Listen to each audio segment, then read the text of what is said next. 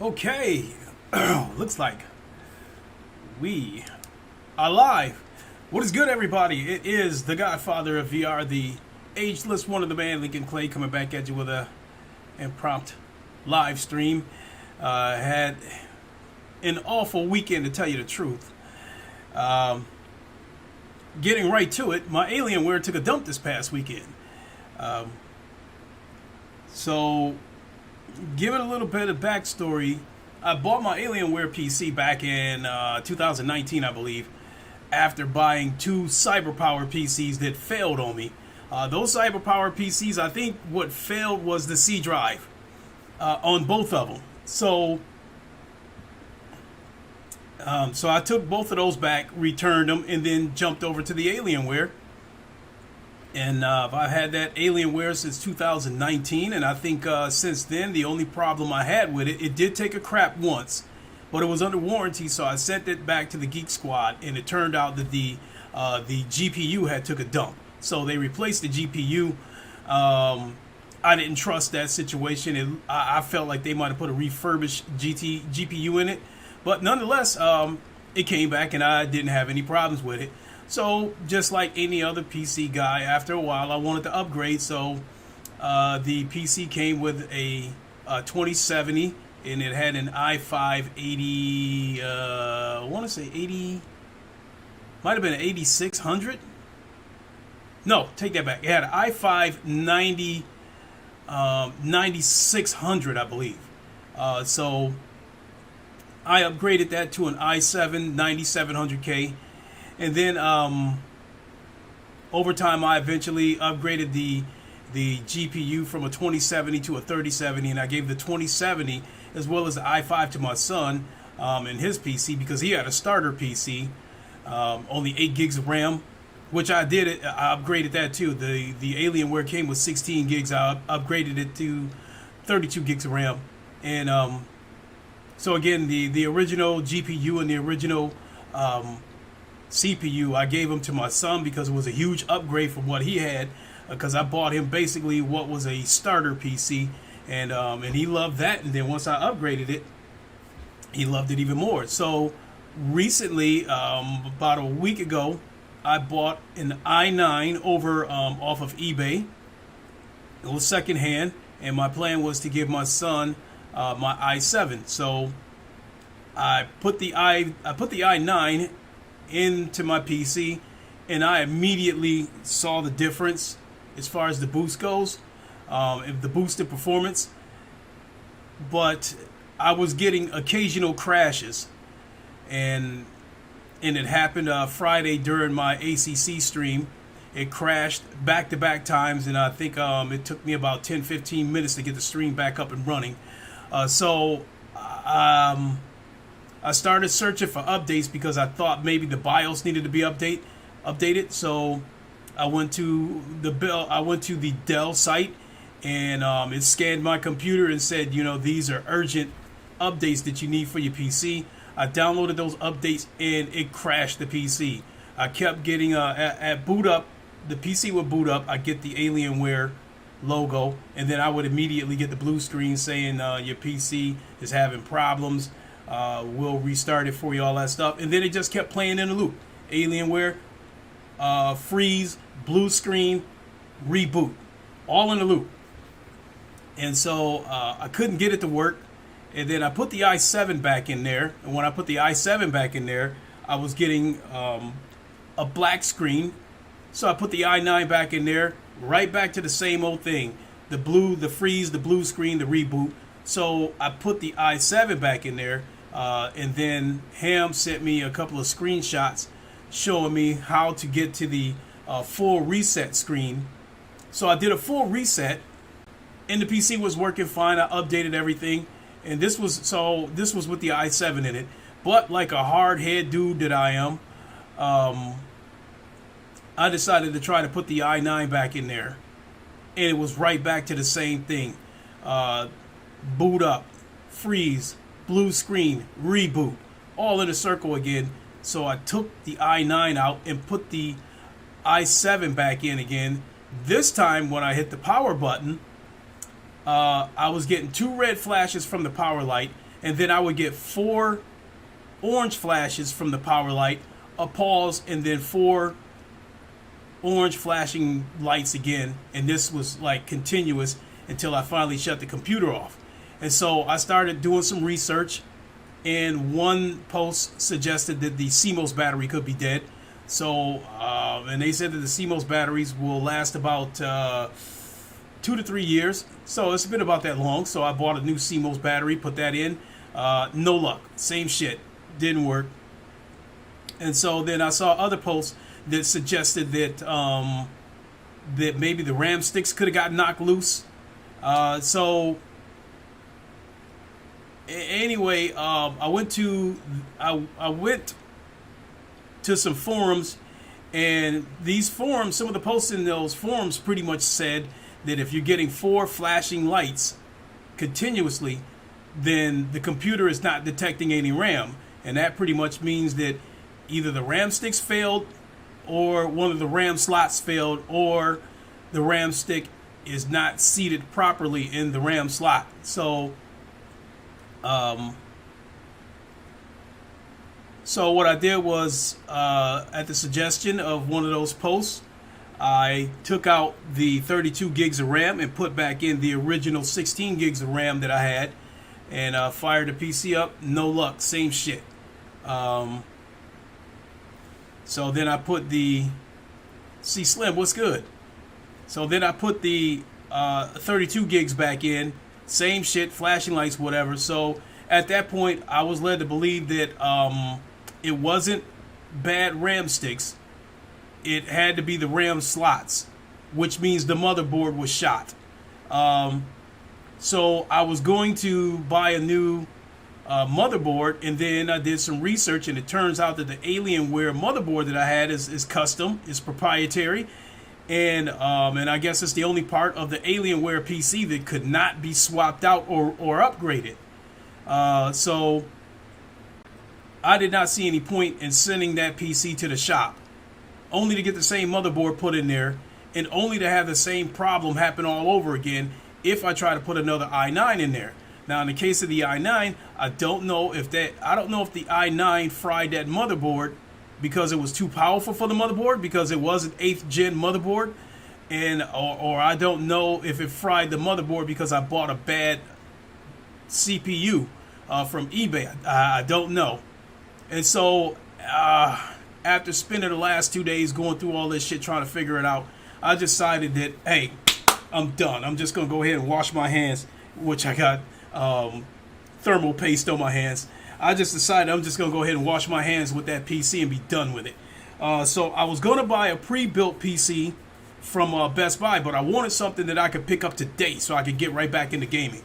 So I contacted him, told him what my plan was, and he says, let me know what you plan on getting so I can let you know whether to stay away from it or not. So I sent him 2 PCs that I had my eye on that I could have picked up today. He said, don't get them. They have the i9 11900K, which is a trash CPU. I guess like that. Him was saying that that's one of the worst CPUs they've put out in years. So he said I should just go ahead and go for the 12th gen and just go ahead and go all the way up to the top and future-proof myself. And so I was looking at other PCs that had i9 12900Ks in them. These PCs were running about $3,600, and so I decided that I was going to get one of those, but none of them were available today, so I would have had to order them. And so I was going to try to offset the cost of it by selling my 3070, which I can easily get $1,000 for that off of eBay. I checked. The cheapest 3070 that I saw on eBay at the time, there was a bid for it on $860. The highest price that I've seen on the 3070 was about I want to say about $1,300. So there's no doubt in my mind that if I would have put that 3070 back on eBay, I would have got at least $1,000 for it. That would have offset some of the cost there. I could have put my i7 on there because the plan was to go ahead and part out my Alienware, which I'm still going to do. Sell those parts on eBay to recoup some of those costs. So I was going to put my i5 on there. I was going to put my i7 on there. I was going to put the i9 on there, but there was going to be a disclaimer that I could not guarantee the performance of the i9. Um, I was going to leave the. I was also going to sell the case, and the case still has the original hard drive in it. It still has the water cooler in it. Um, so so yeah, I was going to go ahead and do that. I'm still going to part all that stuff out, and I'm still going to sell it on eBay. The only thing is I'm going to take the hard drive out of that case because it still has my personal information on it, and I can't get to it.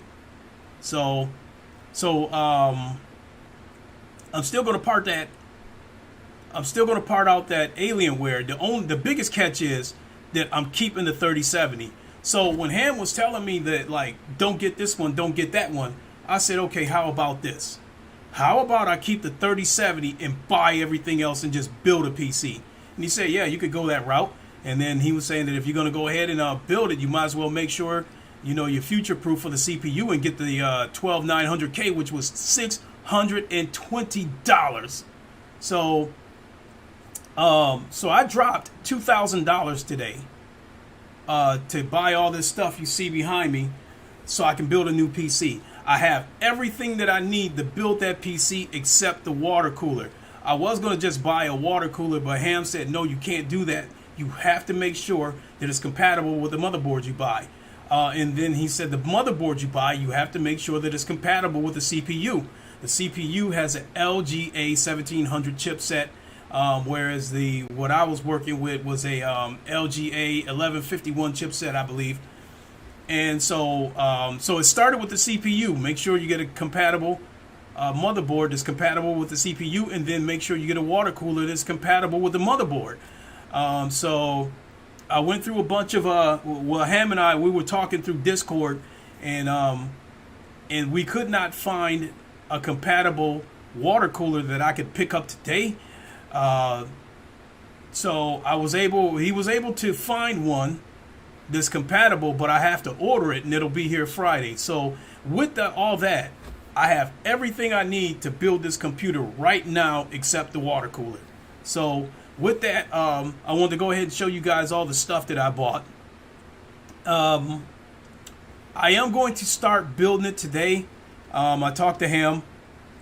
The motherboard looks pretty easy, where I can put the RAM sticks, the CPU, the M.2 drives, and Ham. I said, hey, is there any advice on what I should do first before I start bringing all this stuff together? And he said, well, you could go ahead and put the power supply in, and you could go ahead and put the fans into the case. And he said the rest of it, I would wait until you get the water cooler, because if you go ahead and throw the motherboard and all that other stuff in there, and something doesn't work or something doesn't fit, you're gonna have to take all of it out. So this stream, I'm just showing you guys what I bought. When it comes down to it and I actually build it, I don't know if I'm going to stream it or not. But yeah, I want to show you guys what I got. So let's start with the most important part. So you guys, let me turn it over a little bit. So yeah, you guys see that pile of stuff right there. $2,000 for all of it. So, in showing you guys what I got, let's start with the most expensive part.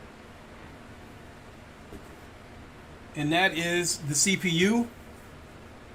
I have here a i9 12900K. This was $620. A pretty neat case for the CPU in a giant gold coin. So with this 12th gen CPU, this PC that I'm going to build might be so powerful that I may not even need to do the 2 PC thing anymore when I stream.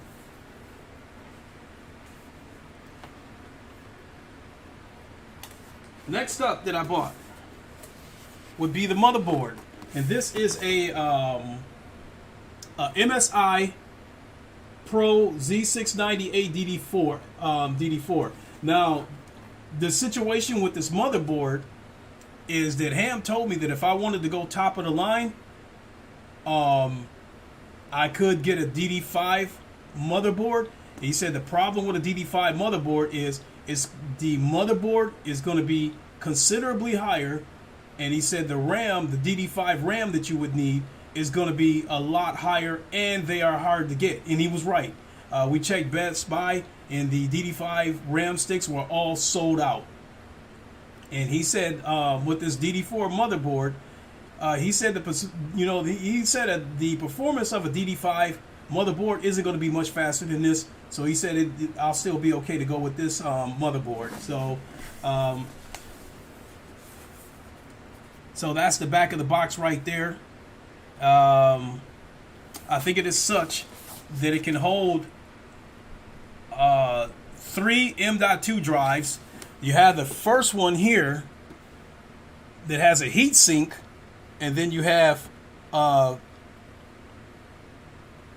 spots for 2 other M.2 drives. So I bought 2 drives. I bought a Generation 4 M.2 drive at the suggestion of Ham, and he said that'll be my C drive, and I can put Windows and all kinds of other stuff on there, all kinds of programs. And then I bought a Generation 3 M.2 drive, and he said you can put all your games on that. So that's the motherboard. Next up,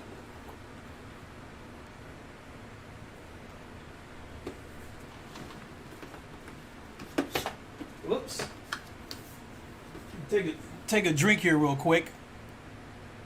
You said congrats, bro. It's fun building a PC. Actually, this is gonna be my first time building the PC solo. I've only built a PC once in my life, and that was about 10 years ago with a guy that I worked with. He came over. He started out doing most of the work.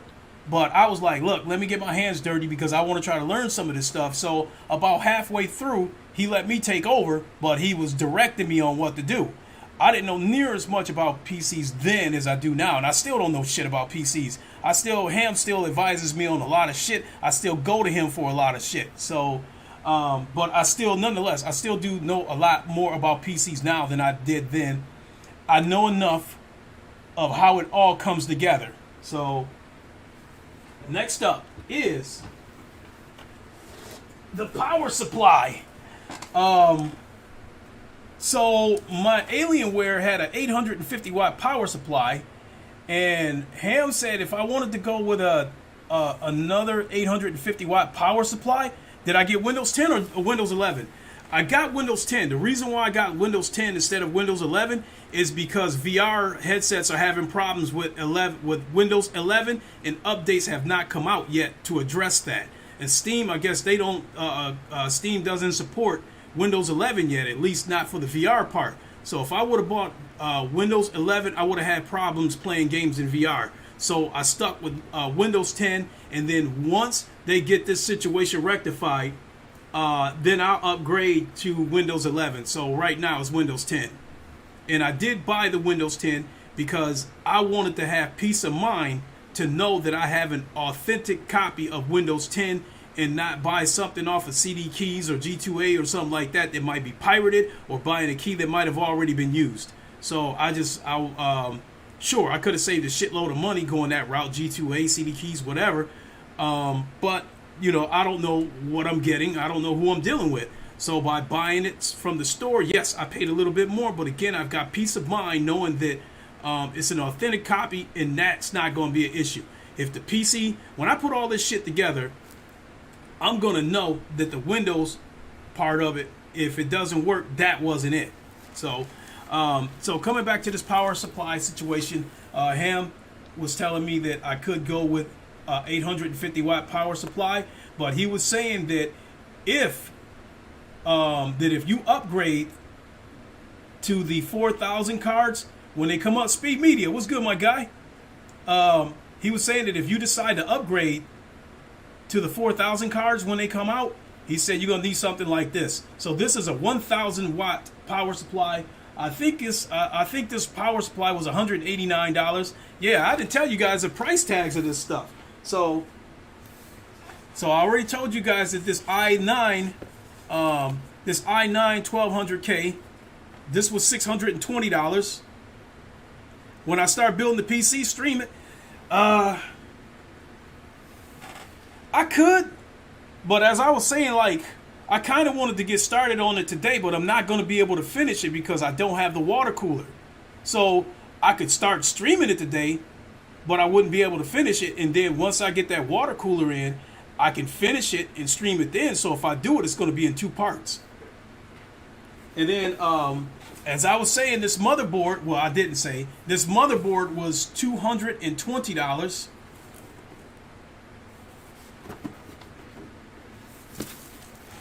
This power supply, I think, was $189 for a 1,000-watt power supply. I want peace of mind that I know that I got enough power.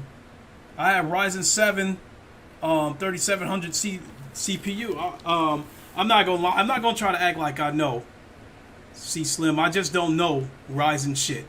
So if you tell me that the CPU that you got, if you tell me what the Intel equivalent is, then I can say, okay, then I'll have an idea of what you're talking about.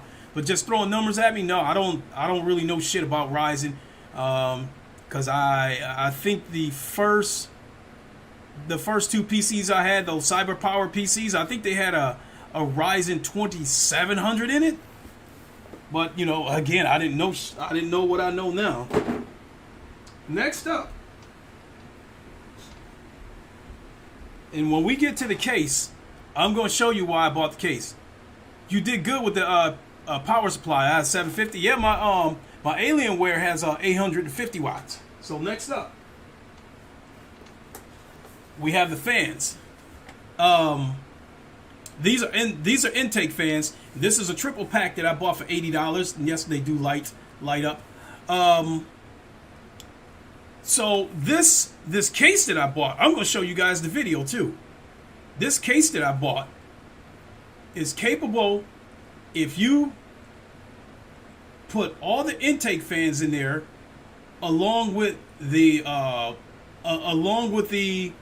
water cooler that I bought, and along with the exhaust fan.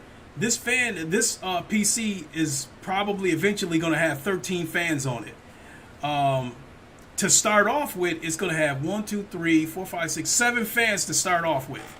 So this is 3 of them right here. But what's going to happen with this is, I'm only going to use 2 of them. It already has an intake fan, but I guess this is a specially designed intake fan to draw air in even harder, so it hits the GPU directly and help keep the GPU cool.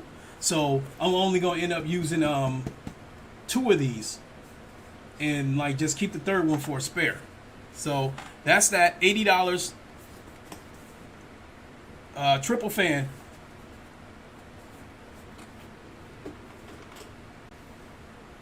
Next up, thermal paste, which I already got some here.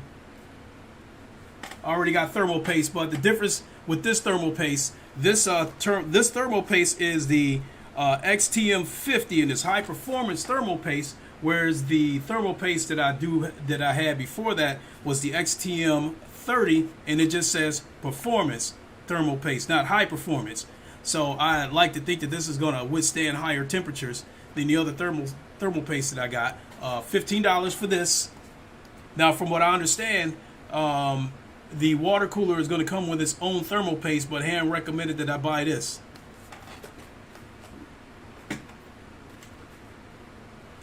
Next up is the Windows 10 Home Edition.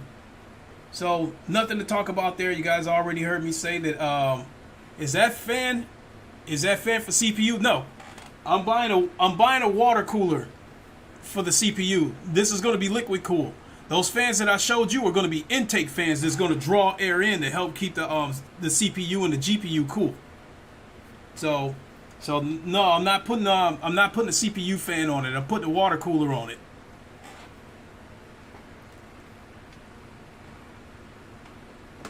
Next up are the M.2 drives. Got 2 of them here.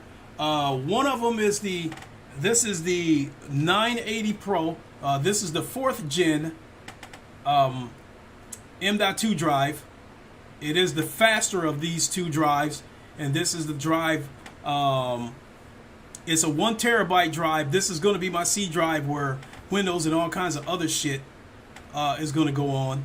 And I could have went with a 500 or even a 250 gig. I don't want 250 gig because my Alienware came with a 256 gig SSD, and after I put a few programs on there, the shit got ate up quick. So I'm actually glad I went with this. It was actually $100 more than a 250 gig M.2 drive.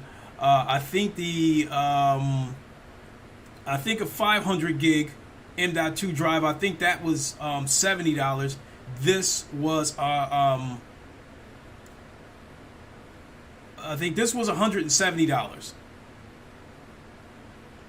So yes, M.2 drives are amazing. And then I got this other one, the 970 Evo Plus. This is a 3rd gen. So this is 4th gen. This is 3rd gen. Now the reason I bought this is all my games are going to go on this. At the suggestion of Ham, he said this isn't going to be much slower than this. So I think this was originally $170. I think I got it on sale for $119. So this is also 1 terabyte. So both of them are 1 terabyte. Now, this 980 Pro that I plan on using as my C drive, I think I'm only going to end up using like maybe 300 or 400 gigs of it at the most. I don't plan on putting any games on it. I plan on putting them on this. And then, before I show you guys the case, I ended up picking up one thing that I did not intend on picking up, but I bought it anyway. This is the Steel Series. Lighted keyboard, lighted wireless mouse, and wireless headset. And a mouse pad. Oops. So you guys see right there. This normally retailed for $200. It was on sale for $140. And I saw some keyboards by themselves that costed like $120. So for an extra $20, I get a mouse, a wireless headset, and a mouse pad. So I felt like you can't beat it with a hammer. So do those M.2 drives come with a heatsink? I don't think so, but the motherboard has a heat sink in it. So I might end up having to buy another heat sink. So no big deal if I do. But I'll double check with him to see if I should get another heat sink for the other one. So he said it's Christmas all over again. Speed TV was good. So yeah, I think I got a pretty good deal on this. Again, lighted keyboard, wireless mouse, wireless headset, and a mouse pad. And it says best gaming. Like now, the honestly, with the wireless PC headset, I don't expect it to be that powerful, to tell you the truth. But yeah, it is what it is. I guess it doesn't have to be very powerful as long as it keeps out the outside noise. And then let me go ahead and get rid of this guy.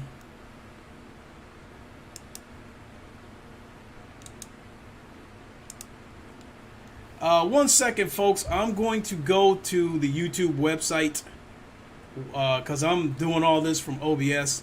I want to go ahead and get rid of this bot that popped in advertising.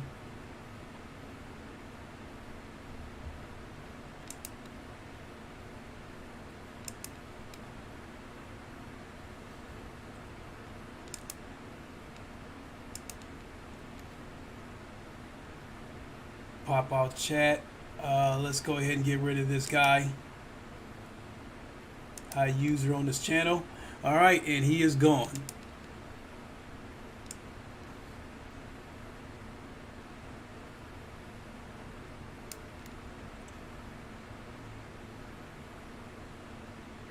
You said that's a good deal on the Steel Series? Yeah, I think so. Actually, let me put that over here, and then I think we all good.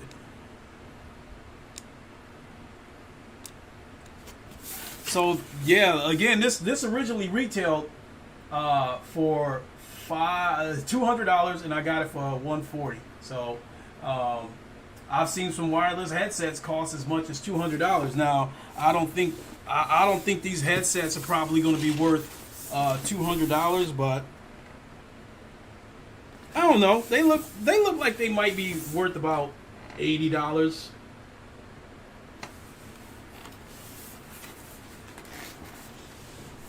And so, lastly, right there, that is the PC case. So let me go to Best Buy.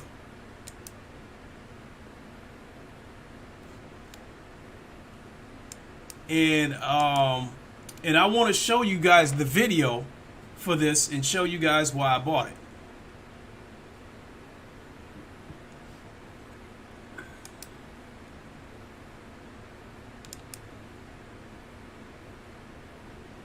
Sources, let's see here. Display capture, and we'll leave it at that.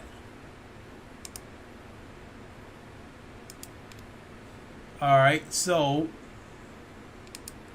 okay, so what I'm going to do is I'm going to go to the Best Buy website real quick and pull up the video of that case, and then you guys will see why I went with that case. The case was $174.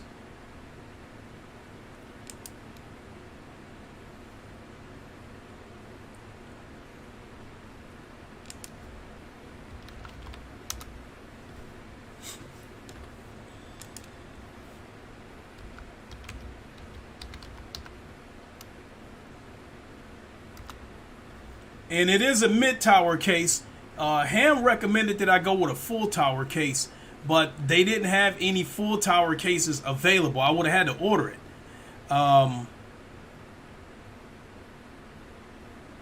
So this is a Corsair 5000D Airflow. The way as big as that box is, you'd think it would be a full-size tower. And this is it right here.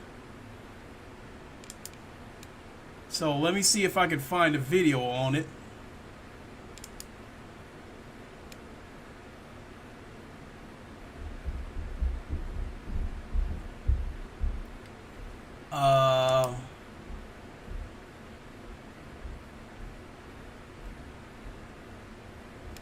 Where did Ham get that video from? 1 second, folks, because I'm going to try to find that video.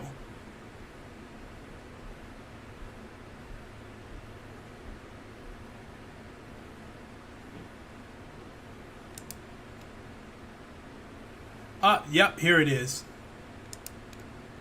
Okay, so I love PC, bro. I keep PS5 only for first party games. Yeah, man, I ain't touched my PS5 in God. That PS5 been like, I want to say, if it wasn't for PSVR 2 coming up, that PS5 would be a waste of money for me. Other than, let me see, I played Ratchet and Clank, and I finished the Cold War story. The Cold War story was not that good. Now, as far as the graphics goes, the cutscenes was unbelievable. And then once you actually get into gameplay, it goes right back to looking like a video game. So, now I was impressed with how NBA 2K, as well as the Madden patch, you know, this is from Madden 21, not 22. Same thing with NBA. It was NBA 21 that I bought, not 2K22. So, but still, I was impressed because, I mean, this is like PC quality looking shit. So, other than that stuff, that PS5 has been virtually useless to me because I'm mostly VR. So, that's why I kept my PS4 Pro. My PS4 Pro is in my bedroom with my PSVR hooked up to it. Because I was also concerned about space, too. Because there wasn't going to be enough room for PS5 games, as well as PS4 games, as well as PSVR games on my PS5. I did take a little bit of a precaution and bought a external. I bought an external SSD for my PS5. I think with a transfer rate of 1,000 gigabits per second, so it's still pretty fast. It can transfer about a 70 gig file in about 5 minutes. So speed, facts. All I do is play ACC and Gran Turismo on PS5, and it sucks, man. I need to build another machine. That's going to be the killer part. Speed TV. Speed TV is that I'm going to be without a PC for about a week because I have to wait for that water cooler to come in.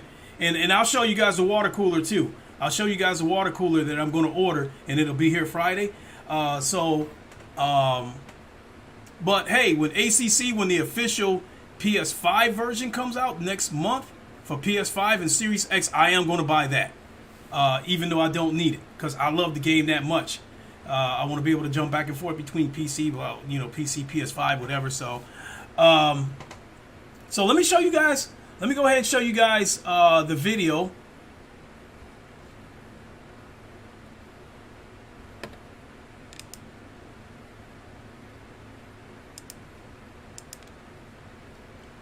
So this is the case right here.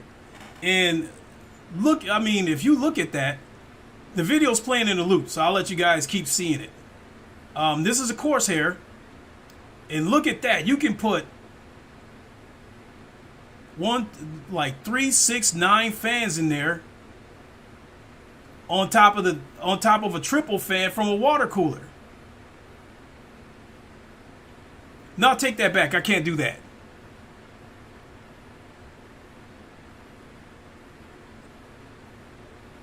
So 3, 6, 9, 10 fans.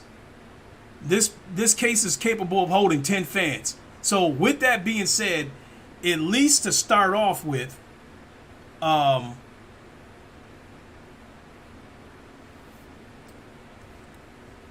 it's going to have 3, 6, 7 fans to start off with.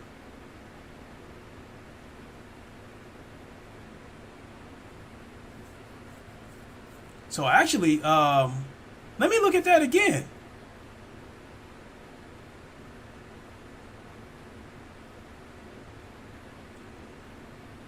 So yeah, you can still put a total of 3, 6, 9, 10 fans on here.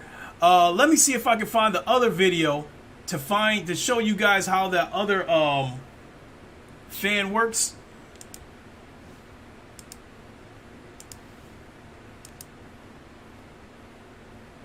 Right here, this video right here, I want you guys to see this. Now, Ham recommended that I leave this fan in here.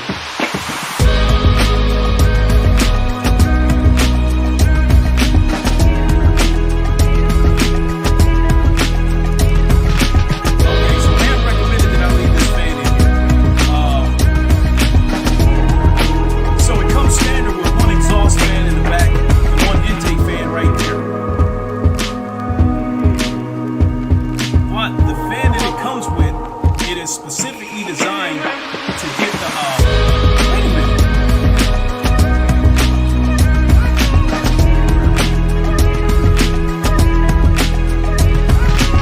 So I guess this thing is made that you can put the radiator on the side or put it at the top.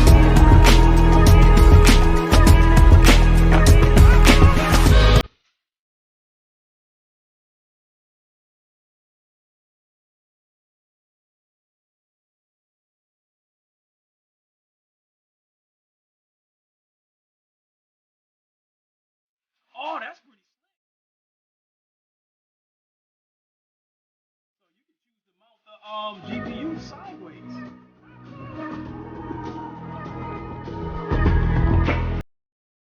So let's look at that video one more time. Because the airflow with the fan that comes standard with it, the airflow will hit the GPU directly. And you guys can see right there. Let me play this one more time.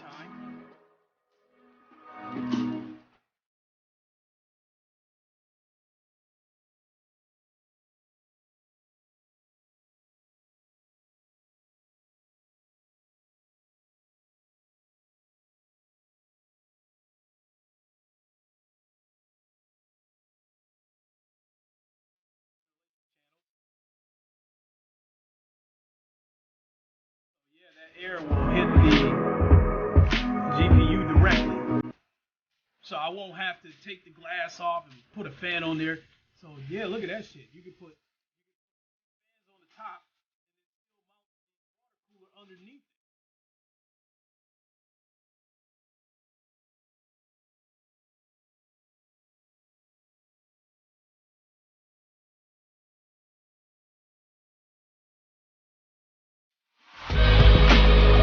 All right, let me come back.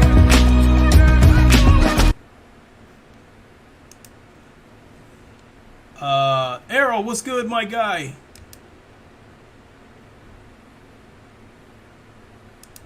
Okay, I'm back.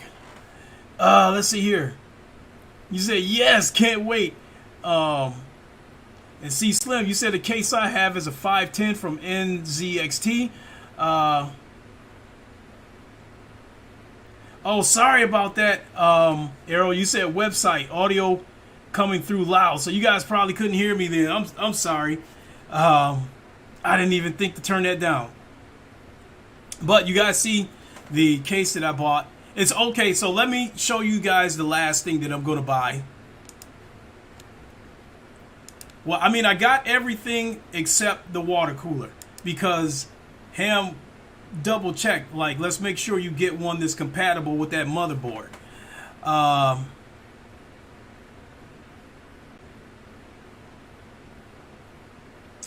You need V2.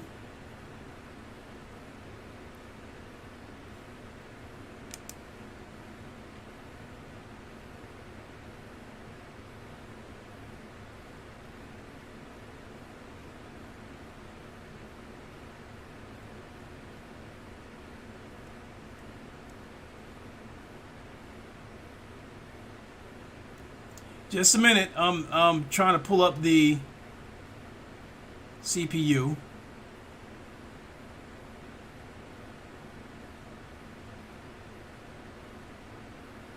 Because I would have bought one today, but I don't think Best Buy had one. Let's see here from MSI.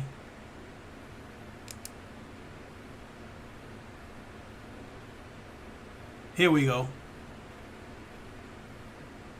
Here we go, right here.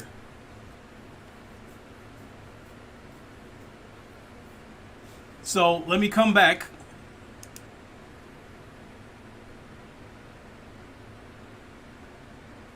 You said the case you have just came out with airflow? Okay. So I'm going to show you guys the water cooler that I'm going to order. Is the minute this stream is over, I'm going to order this water cooler, and it should be here Friday, if not sooner. So hold tight.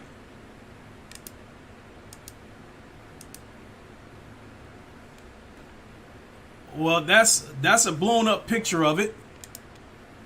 This is a MSI Mag Core Liquid 360 version 2. I had to get version 2 because that's the one that's going to fit with the LG A1700 chipset that I got on this motherboard.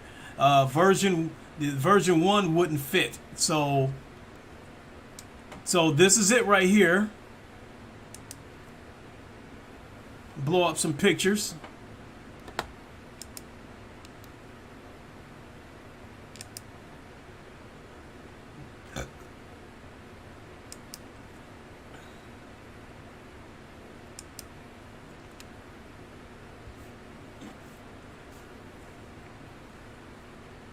So yeah, that's the water cooler that I'm going to get.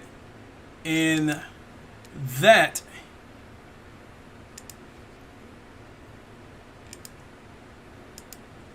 is the only thing that's stopping me from putting this PC together right this minute. If I would have had that water cooler, instead of having a stream showing you guys what I got, I would be building it right now. HD, how you said met you on PokerStars a while back. Hey, how's it going, man? Hope you're having a good day. So all this stuff that I bought today cost me $2,000, and it would have been more if I would have had to buy another GPU. I'm keeping the 3070 that was in my Alienware. I have to use that because GPUs are so hard to get. because scalpers and crypto miners are buying them up. Plus, regular people like me that want them for gaming, it's driven demand like through the roof. It's just this, they can't keep up with it. Not to mention that, I don't know if the shipping crisis is going on, because I know when it was going on, I felt like it was a ploy by our government to jam up the food chain and drive up prices. So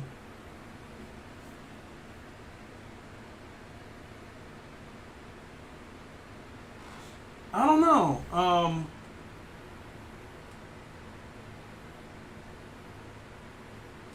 I'm wondering, what do you guys think? Should I crack that case open?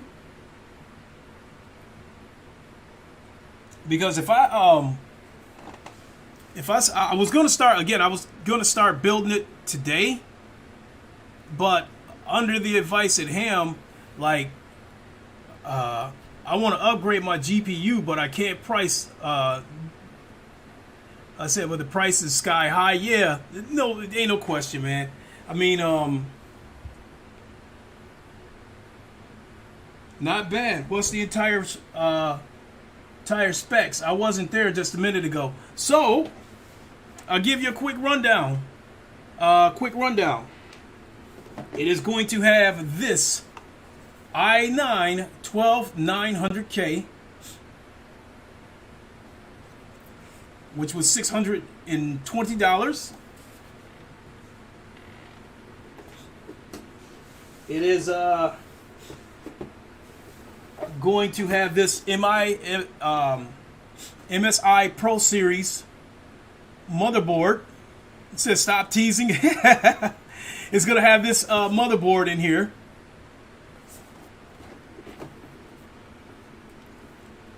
A 1,000-watt power supply, and my 3070 is still in my Alienware. That's the GPU that I'm going to roll with, because they're so hard to get. GPUs are so hard to get. The only way you can really get a GPU, I think, at this moment, is to spend an arm and a leg to buy a pre-built PC.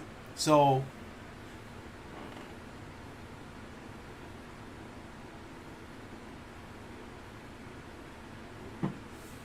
if I would have bought like a 3080 at retail, because the pre-built PCs that I was looking at, that I was telling Ham about, one of them had a 3080 Ti in it, and the other one had a 3080. Now, when I read the reviews on the PC that had the 3080 in it, the bad reviews, they all said the same. They said that the GPU took a crap after a few hours. And this PC was like $30-something $100. Give me a second. Gotta get rid of another one.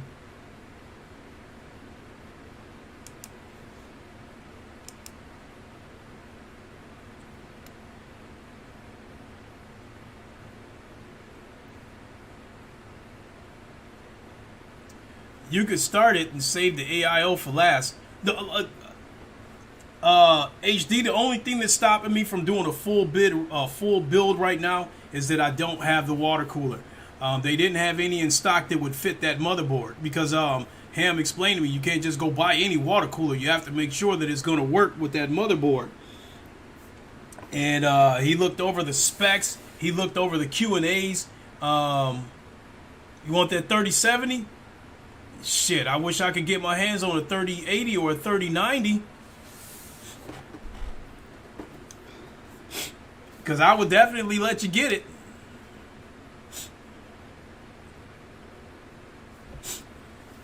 Alright. So, said you can start. So if I was to start the build right now, I'm running a Ryzen 9 5900X and RTX 3070 Ti. Now, again, I'm not an expert on PCs, but I did do enough research to know that a 3070 Ti is just barely stronger than a 3070. It's like only 2% stronger than a 3070. I've watched some benchmark videos where the 3070 might have ran a game at about 130 frames per second, and the 3070 Ti probably ran that game at about three frames more per second, because I was actually gonna upgrade to the 3070 Ti after I got that 3070, but after I did the research and saw that it's just barely stronger, I didn't see the point. So it's like, if you're going to upgrade, then jump up to a 3080 or a 3090. Now that I put myself in a position that when the 4000 cards come out, I'll be able to upgrade to that.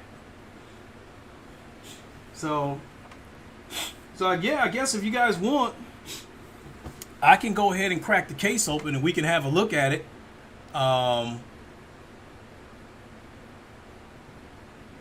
Maybe take a look at it and see how much of a pain, because this is going to be my first full job solo building the PC. We could take a look at it and see how much of a pain it's going to be to put the power supply in there and that kind of shit. And put the fans in there. So let me grab a knife and I'll go ahead and crack the case open. We can have a look at it.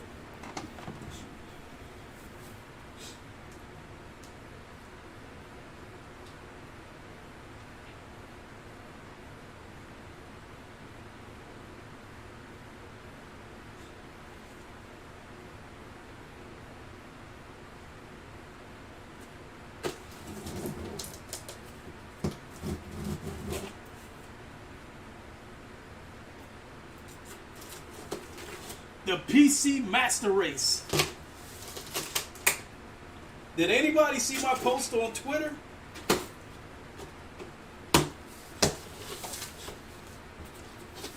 So I guess you can call this an unboxing too.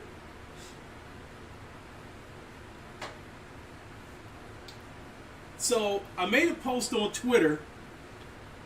I posted a picture of all this stuff that was on the table, and I had also included saying that that my Alienware took a dump, so it's on to the 12th generation. And I said the PC Master Race lives on. Here, let me see what you guys are saying. Let's do it. Crack that box open. Yeah, it's not worth staying in the same. Definitely going up to 3090 soon. So at this point, you know, like a 3080, 3090, 4080, 4090 when these 4000 cards come up, I guess it's just a case of it's basically whenever they become available. So, boy, I think I might have to turn this box upside down in order to get this case out. And again, this is supposed to be a mid-sized tower, but I mean, this box is big enough that it seems like a full-size one.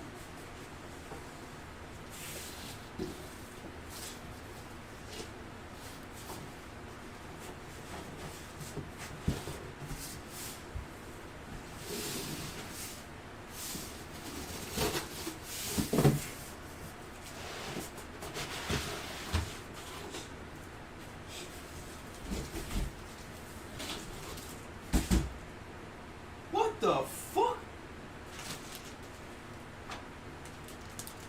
What the fuck?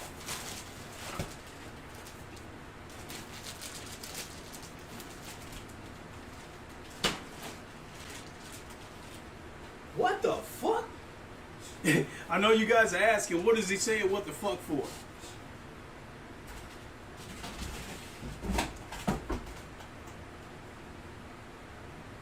I'm saying what the fuck because it's supposed to be a mid-sized tower. This shit look like a as far as the height goes, I don't think it looks that much like a full tower height-wise, but like this lengthwise, it definitely looks longer than a full-size tower. Say, yeah, hell yeah. Actually really interested in this. Haven't done a build in a few months. Okay. Cool. Well, let's get this plastic off, and we'll put this case up here. Damn. This shit kind of big. So there's the guide for it.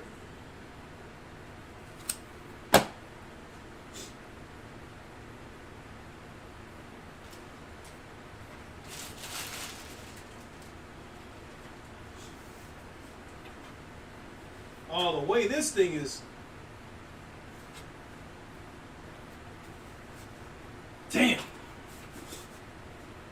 big this shit is. Talking about a mid-sized tower, this shit look full size.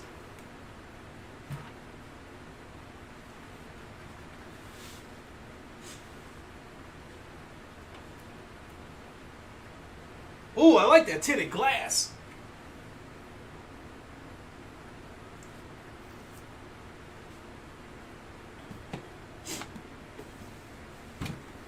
Holy shit. Hell no. They said this supposed to be a mid-sized tower.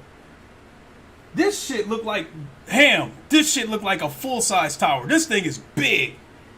Let me grab this thing and pick it up again so you can see.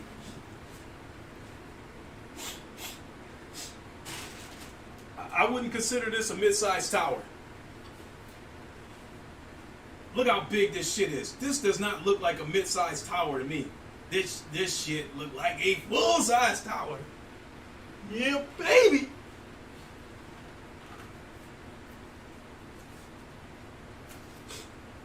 Damn.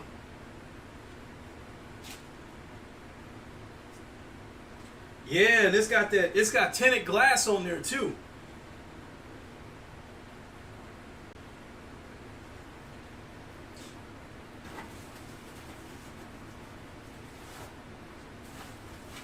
So it looked like it's got some shit in the bottom of it.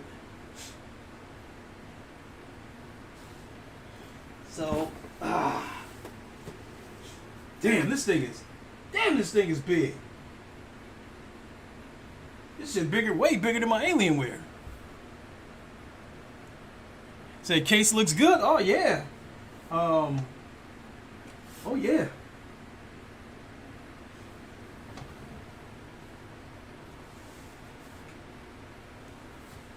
It's not all that light, but it's not terribly heavy either. So, 1 second, folks. Let me get that towel straightened out.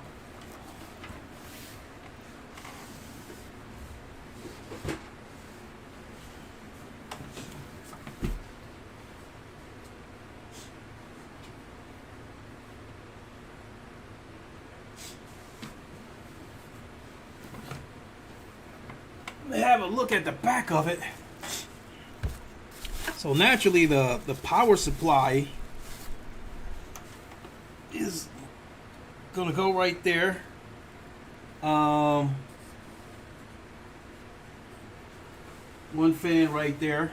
Let's go ahead and take this glass off and see what's inside of it.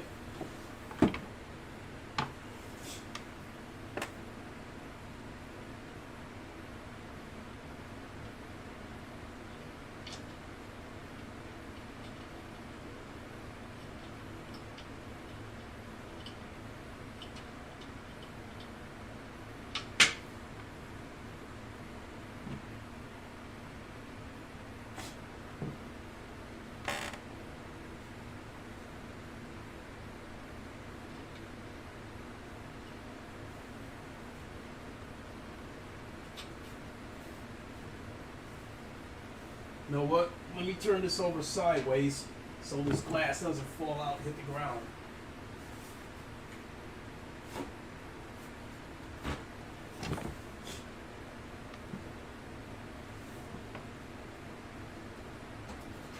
Oh, there we go. That's how you take it off. So, that was pretty simple to take the glass off right there.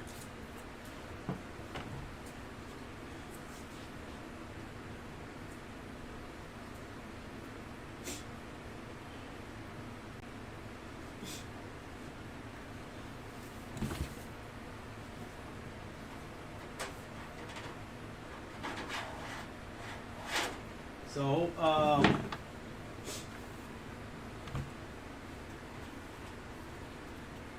as you guys can see right there, there's that intake fan that was talking about right there in the middle that'll hit the GPU head on.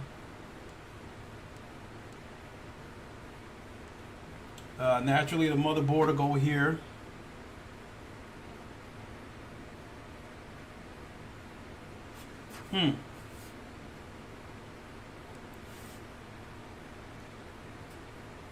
So it's Christmas again, absolutely. So there, you guys can see the exhaust fan in the back right there. So there's something in the bottom of there's something in the bottom here that I'm trying to see if I can get it out, but without breaking anything.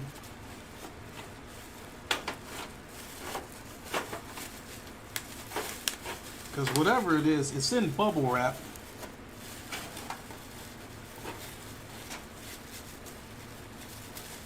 So I'm not exactly certain what this is. So whatever it is, it's L-shaped. What GPU am I putting in this? I've got no choice. I'm putting my 3070 in here that was in my Alienware because GPUs are so hard to get right now. The 4000 cards aren't out yet. But I guess, you know, if it was one available right now, I would have put a 3090 in here or a 3080 Ti or something. Oh, I know what it is. Whatever's in there, I have to probably take it out this way.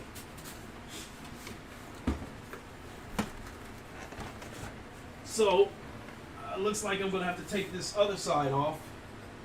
Because whatever's stuck in there, I can't get it out. And naturally, I'm going to have to take this left side off in order to get the power supply in there.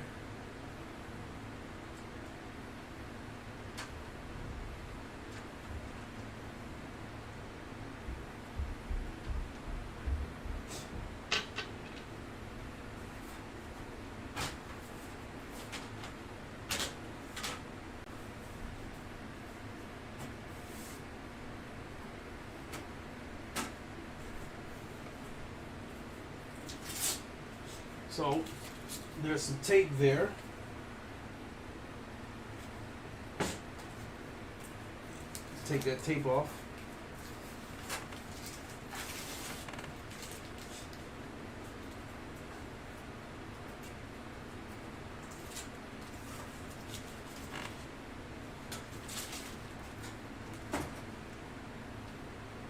So yeah, that's a door that opens right there. That's pretty cool.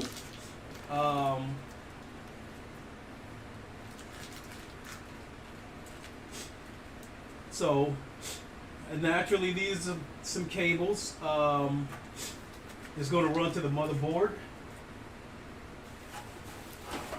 So we get to find out what this is.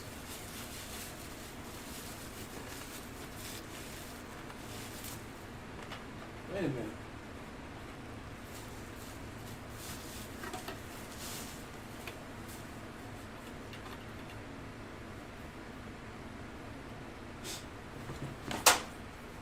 I have no idea what this is.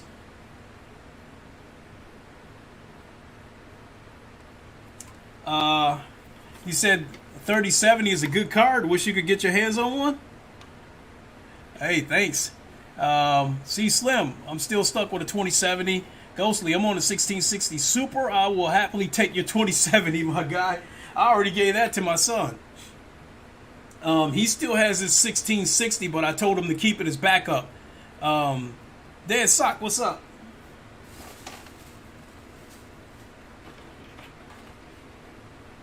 So,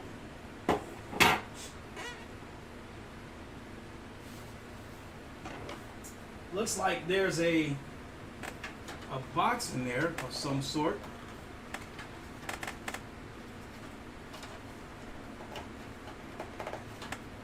And that box is in there pretty tight.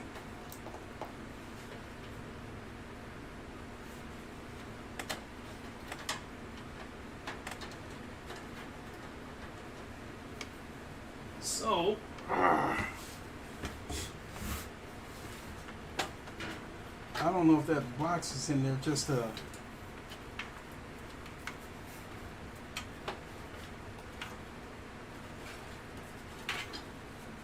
Okay.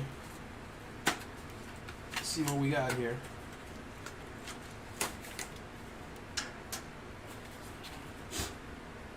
And look like those trays are for Oh, shit. Screws and all that good stuff. That's what that box is. So, let me put that stuff back in there. So... Oh, shit. This is plugs and stuff like that to go to the motherboard? Holy shit. So, I'm not going to mess with that. At least not yet.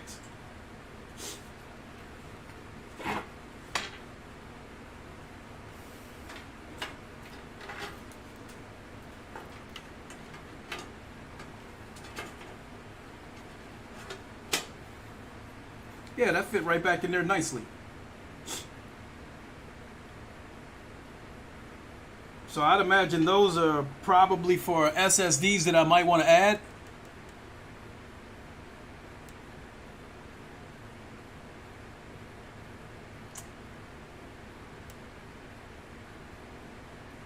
Love how a troll name bites me in the end. Boy.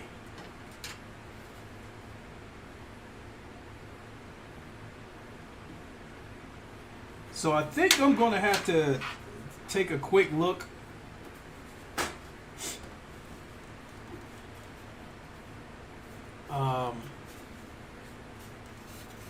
I think I'm going to end up having to take a quick look at the guide just to make sure about the power supply as well as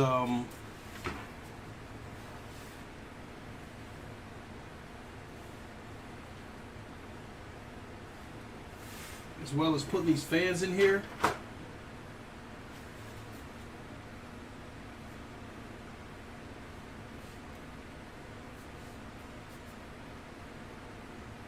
So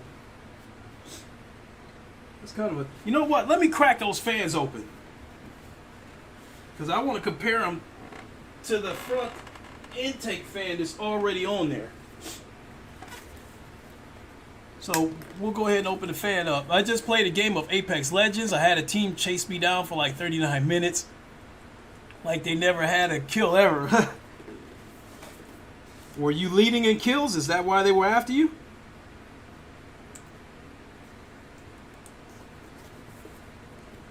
So yeah, I'll go ahead and open these fans. And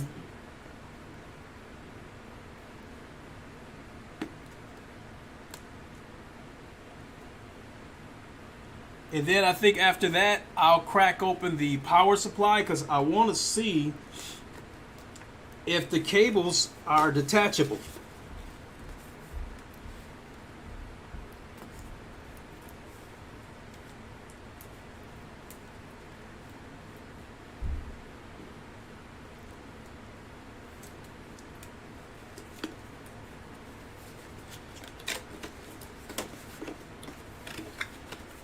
Bad boys up. What the fuck? There's 4 boxes in here.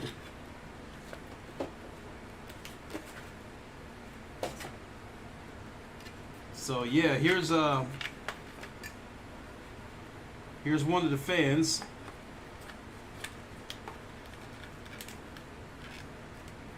And it does light up, and it's a Corsair fan.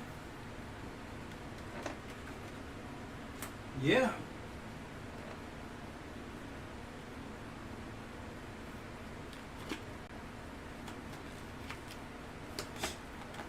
Let's see what's in this box.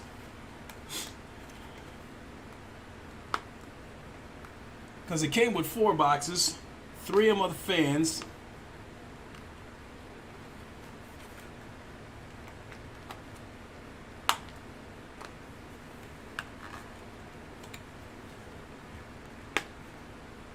Damn. This sticker on here is some childproof shit.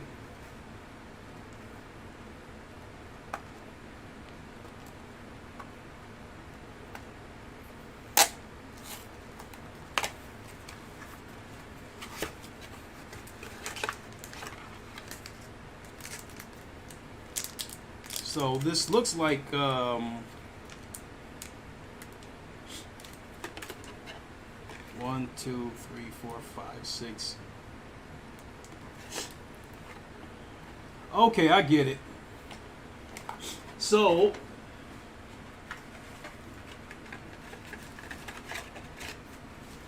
and there's screws in here for each one of them. Let me see. Is there?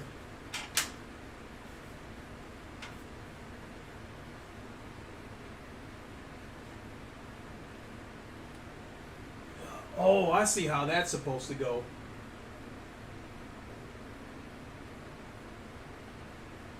Oh, so putting these fans in is going to be easy. I could probably put these fans in right now.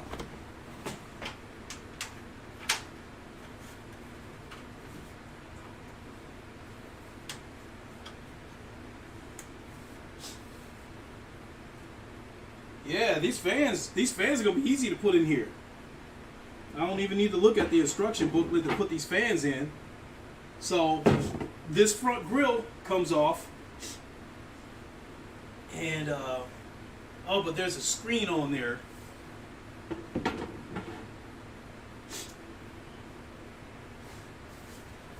I gotta get that screen off. Let me see how that screen comes off. So at the very least, as far as building this PC, airflow, baby. Oh, baby. Oh, baby. Said if you like the RGB lights, then you would probably be best putting all three in front of the case and move the existing fan elsewhere. I would, but Ham advised me that this is a special fan. It's not a regular fan. I guess it's like some kind of air static fan or some shit like that. And it's not designed. Ham was telling me there's two kinds of fans. One that pulls air in and one that circulates air. And he was saying the fan in the middle that's already there is designed to pull air in and hit the GPU. Whereas the other fans would probably circulate air around. So under his advice, I'm going to leave that fan right there where it's at and put the other two on there.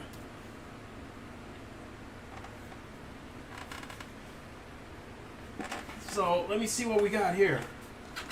Oh yeah, that screen came off easy, baby. Easy, easy, easy. So yeah, I can put these fans on. I can put these fans on right now. I can at least mount them. And then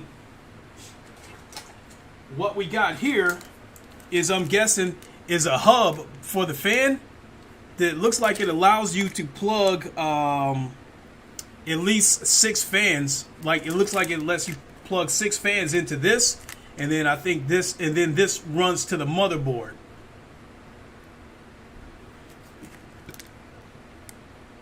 So hopefully the motherboard's got a plug for this. And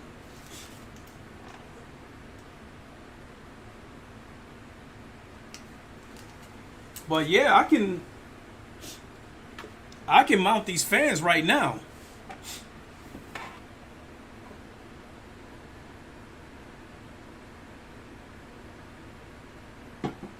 So let me pull one out and see how much of a headache it looks like. Remember, folks, this is my first time.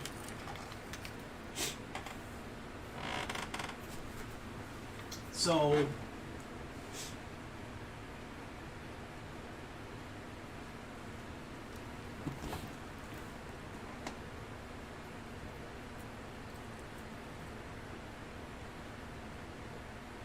ooh, take that back. This hub is only going to work. That hub is only going to work for 3 lights because this fan's got 2 plugs at the end of it, and that hub had 4 ports on it.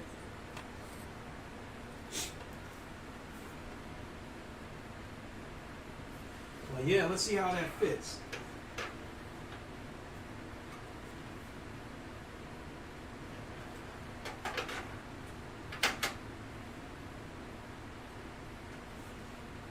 Oh yeah, that fits perfect. Oh yeah, that works.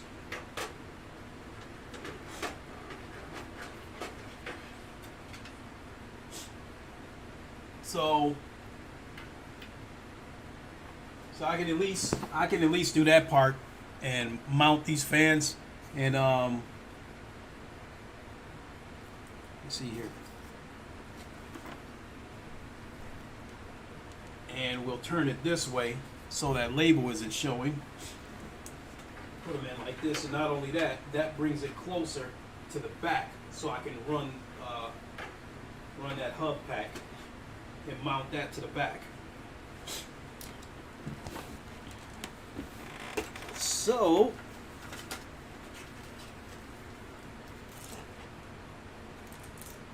there's a pack of screws.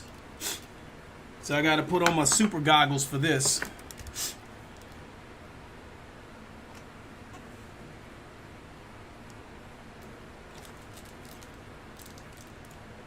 And there's my screwdriver.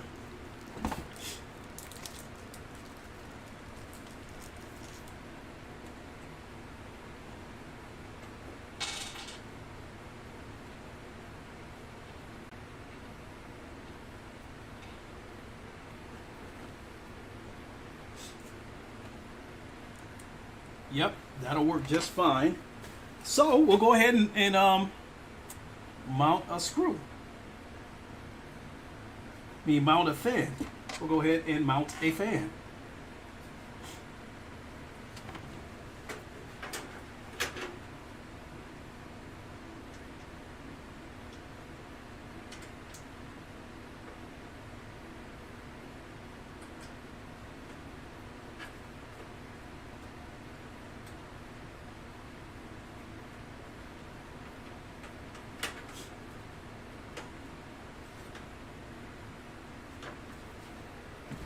See, looks like these screws self-thread. Yep, these screws thread themselves.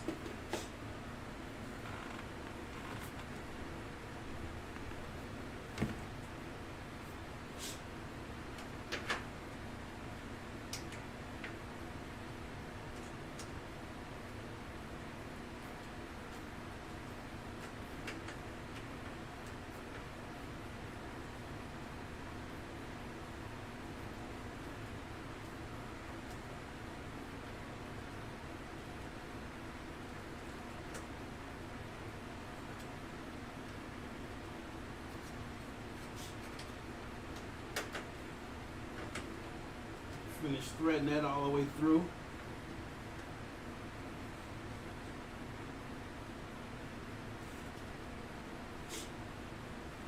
Then we'll loosen that up just so I can have some play.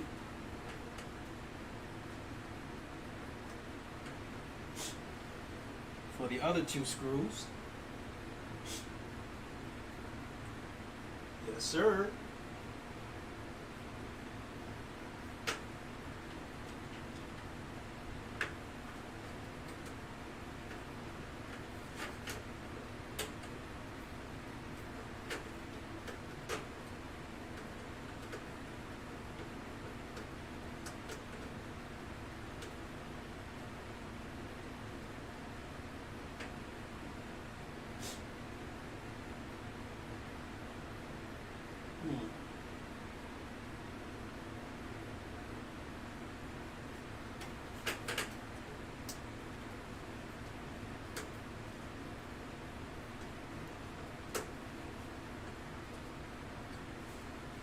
Okay.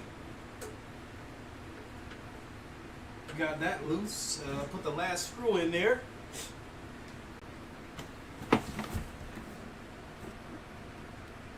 Your AOI CPU cooler radiator is going to fit on the top. Unless that's the front and you've got it tipped. Yeah, this is the front. I got it tipped upward.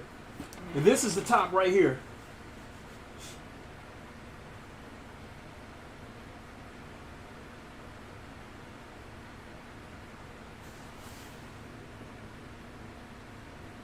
So, okay, I see what's going on here.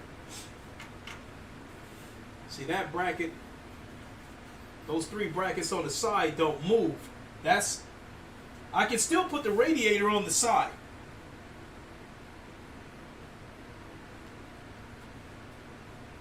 So I guess if I wanted to, this plate right here where my hand is, it looks like, oh, I get it. Hold on.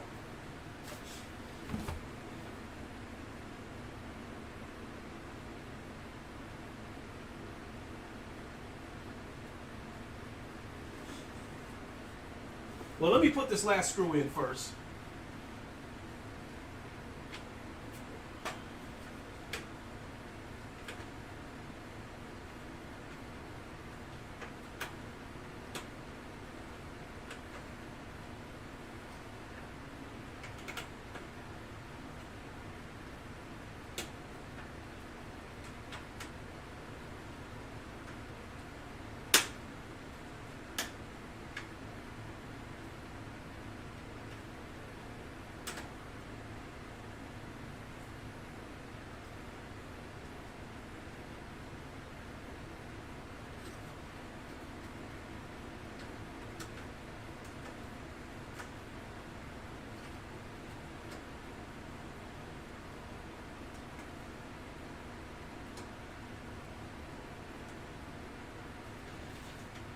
Okay, one fan down, one to go.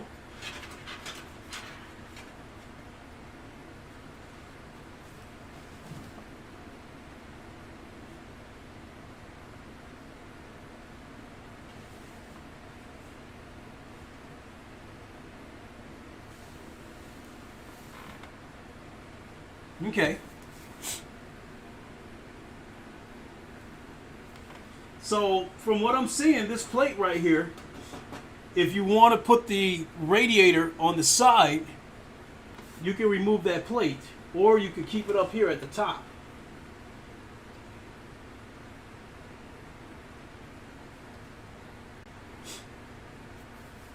So let's grab another fan. Actually, reading up on that case, it looks like it supports an additional 3 fans on the side too. It does. When we looked at that video, you got a choice. You can well, let me pick this case up and show you again, Ham.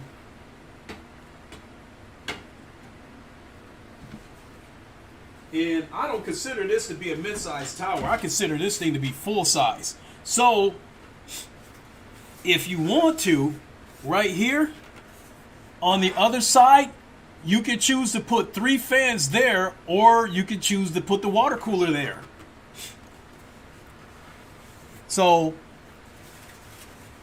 we have 3 in the front, and you can choose to put the water cooler here or put it here.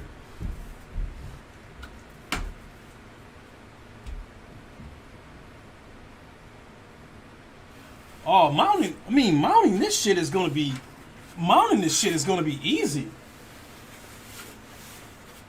I mean, I can see this shit even if this is my first build. I can see this shit plain as day. Alienware PC, plain as day. I mean, new PC. It will be, because my Alienware, the motherboard on it appears to have taken a dump. So I'm just gonna build a whole new PC.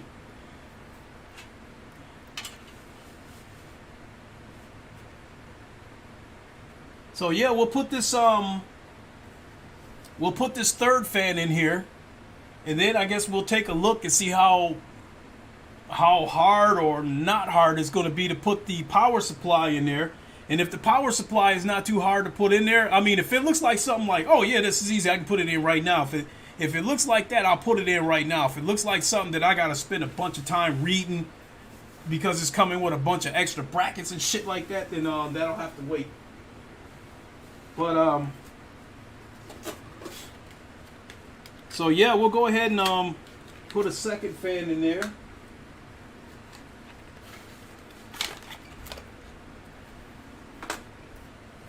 And here's a 2nd fan. And yeah, that's perfect right there. And these line up perfect.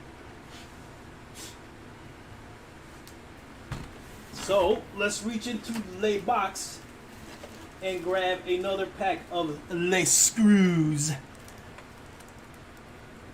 He said, that looks like an awesome case. I'm impressed. One thing there's going to be no question. The way this case is made, there's going to be no heat contained inside this case. It's going to be able to escape somewhere. You know, whether it's through the top, whether it's through the back of the exhaust. So no heat is going to stay contained inside this case. So yes, thank you, Ham. I think this was a great case. And even though it says mid, I think this is I consider this to be full size because it's definitely bigger than the Alienware I got and the Alienware Aurora R8 that I got. Everything is like scrunched up inside of that thing.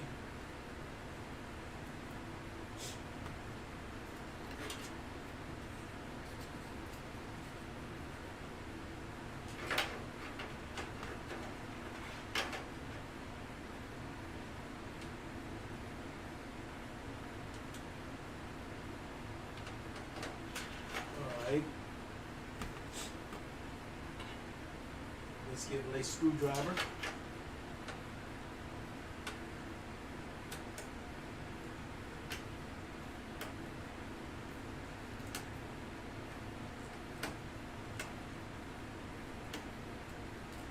Yeah, I'm scared of the way the screw is going in here.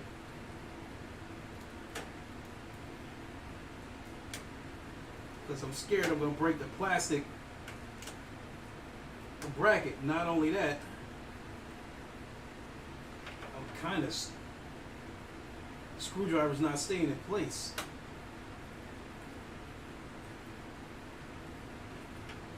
There.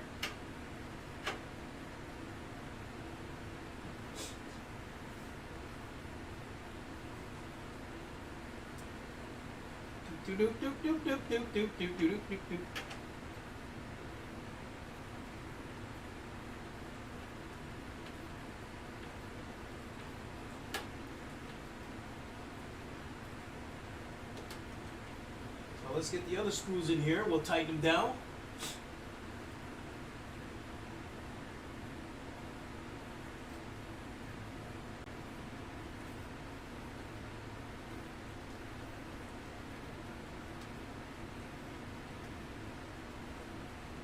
Oh, there we go. That would have made things easier.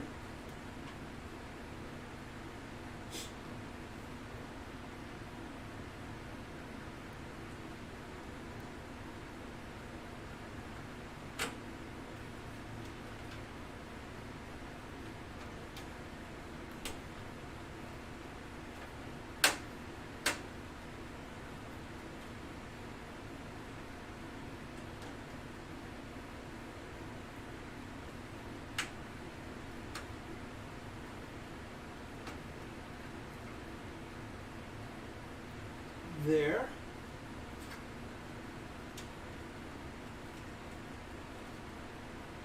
There.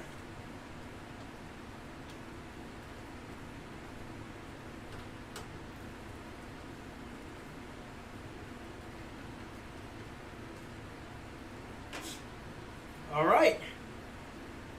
Fans are mounted.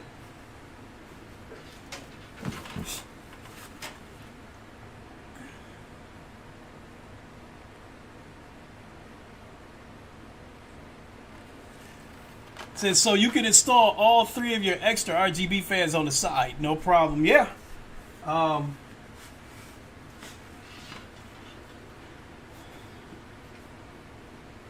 So we can put this back.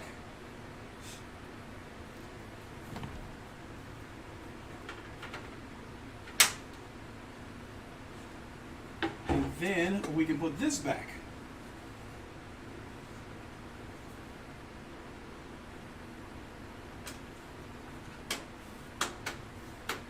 Easy.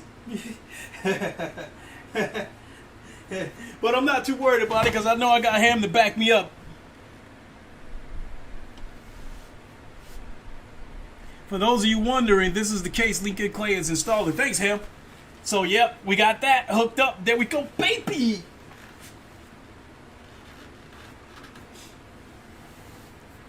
So,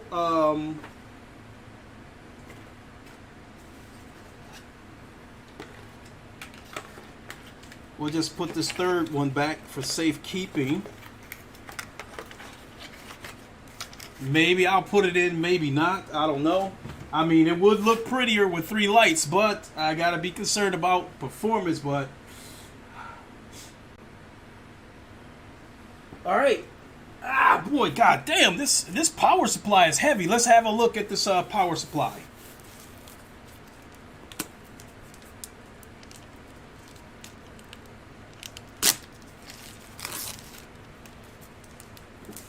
Guess I can stand up and do an unboxing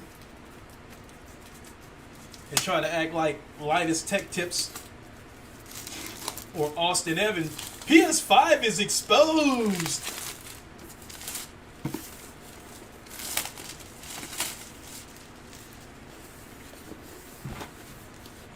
Yeah, baby. Yeah, baby.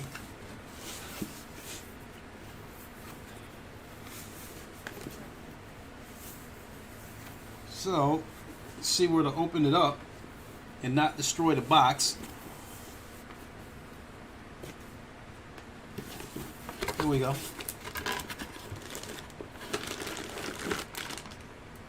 Well, holy guacamole. Holy guacamole.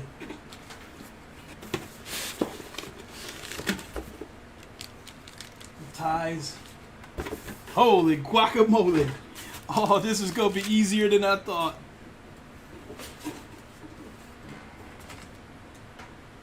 Let's see if they got screws in here.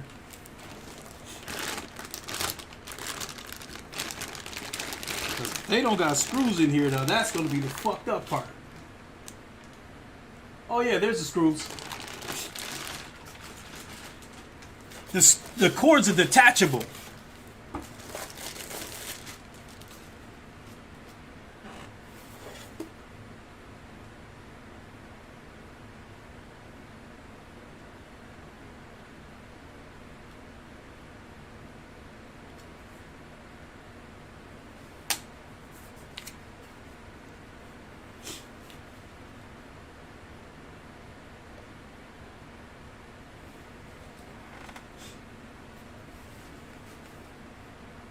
So, motherboard, SATA plugs, cool. So, this is the front of the power supply right there that's going to face out the back, and then that's the back right there.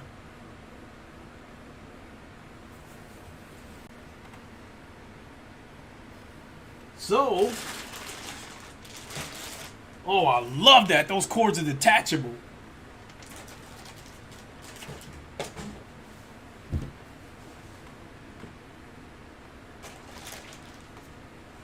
So, let's tip this case face down. I'll get that tape out at a later date. Because there's tape across the top.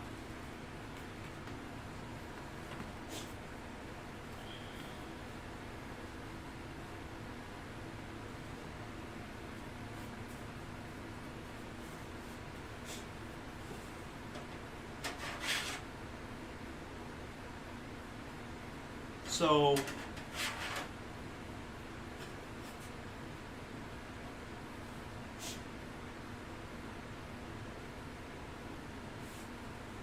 we're going to want the fan. Oh shit, Ham, you still there? A question. The fan. So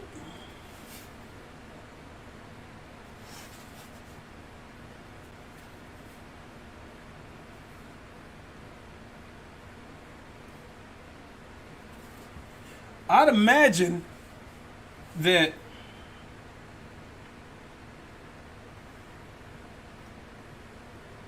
this power supply, we're going to want the fan facing the bottom so it draws, so it exhausts the air, hot air out. Um,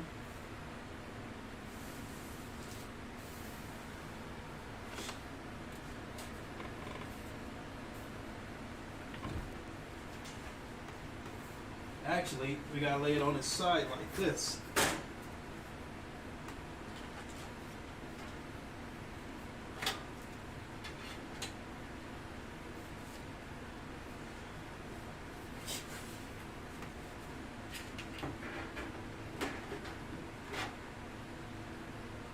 Oh, we got a problem.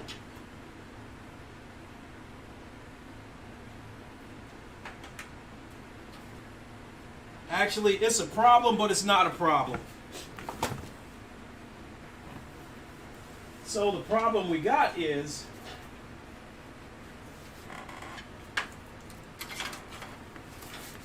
ouch. I'll hold it up so you guys can see. So I open the door right there. At the very bottom, you guys might see that it's extra storage bins for SSDs. I gotta take that out because that power supply is too big. It's hitting those storage bins. So thank God those storage bins are removable. We'd have been screwed.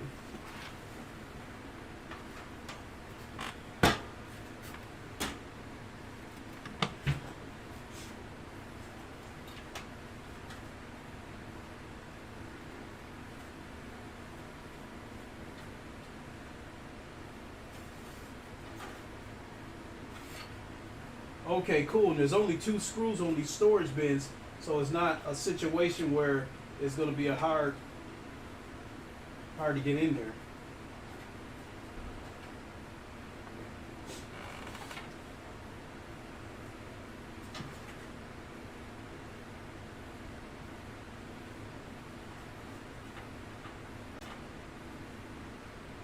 So smart thinking on their part.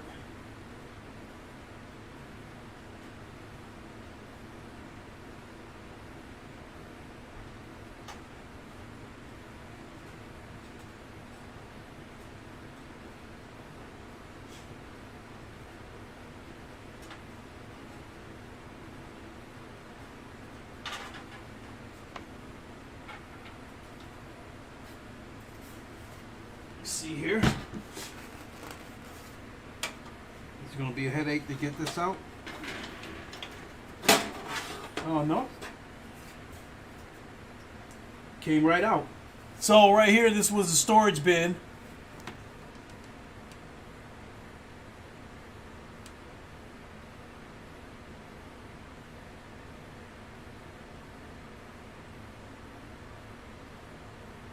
Okay, so the bottom line is I want the fan facing on the bottom. So, because what I don't want is the fan exhausting heat.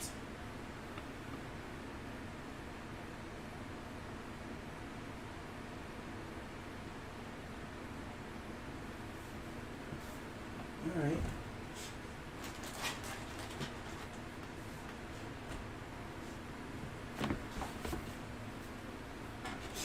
Now let's see how this works.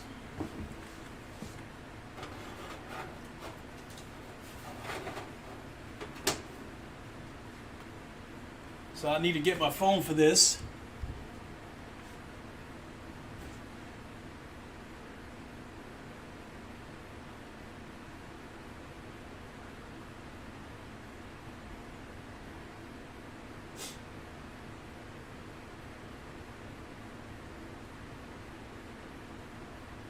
Either way, you put the fan at the bottom? Okay. So,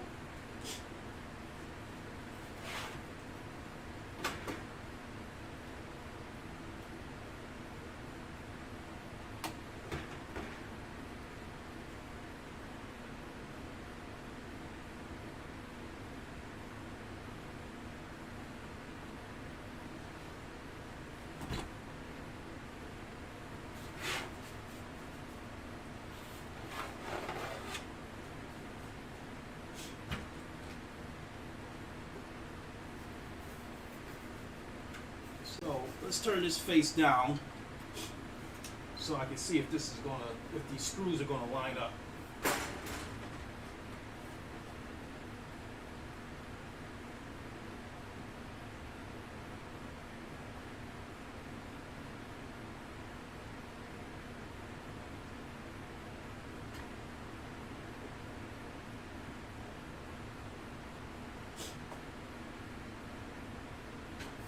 Okay, I see what's going on here. These holes are in a variety of locations.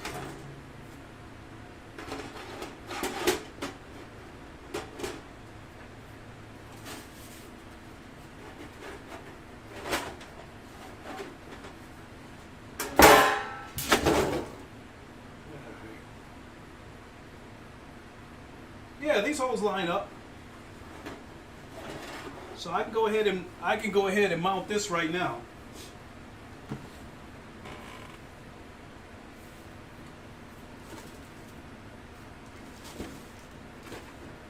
So the screws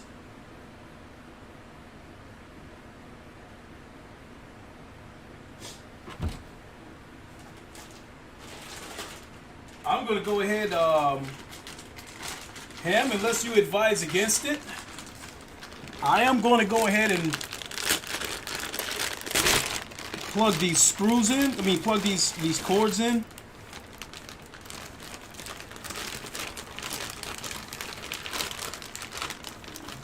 Damn, that's a lot of them.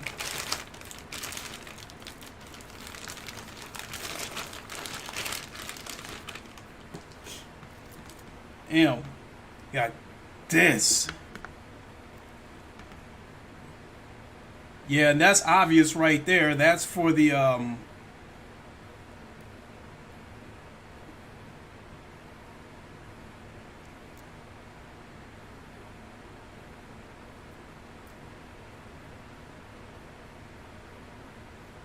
that's for the GPU. I'll figure that out when I look at the back of it. Damn, it is tons of cords.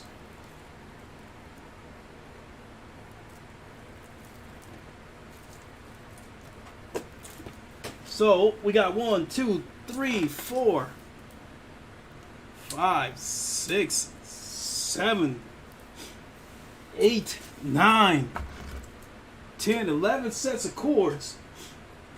And I know it don't take that damn much. Let me see here. 1, 2, 3, 4, 5, 6, 7, 8, 9, 10, 11, 12, 13, 14.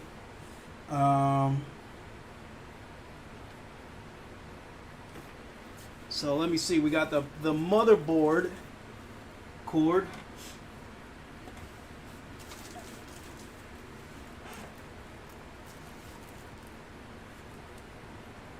Plug in only what you need to keep airflow tidy in the case. Yeah, definitely.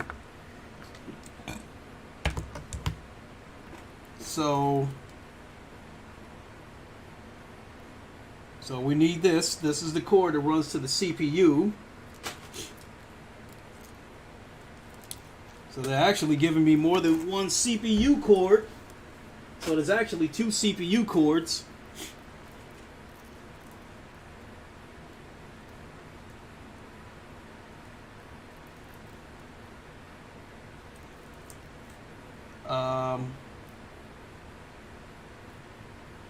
This is another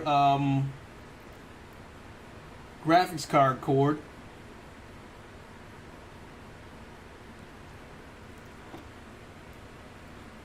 So I think they gave me 2 graphics card cords.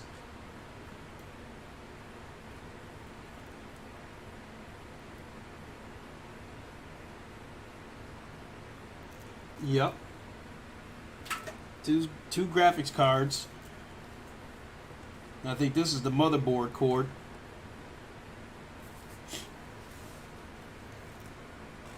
Actually, 3 graphics cards cord.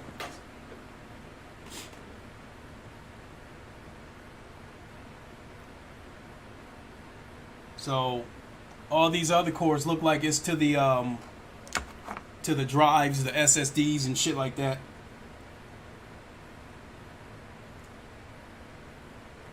So let's have a look at this motherboard cord. Yep, that's simple. So we'll plug that in, but we will not take the tie off. So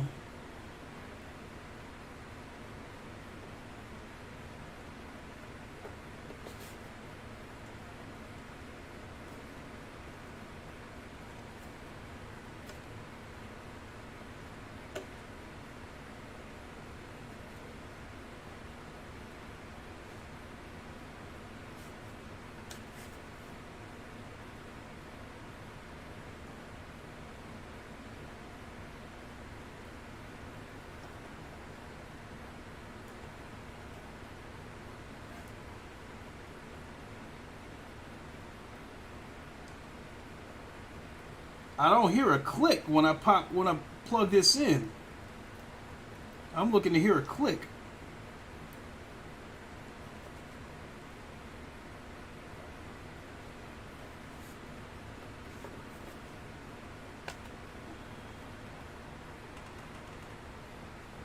The way this made, it's not going to be a click. Not the kind of click you think it's going to be.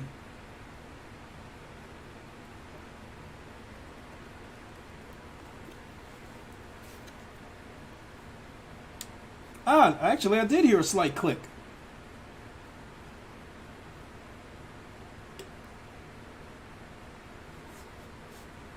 Okay.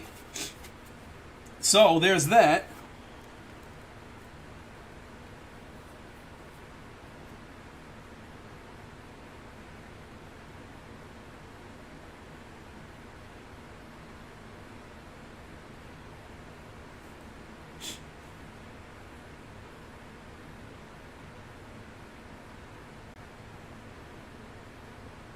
PCI CPU.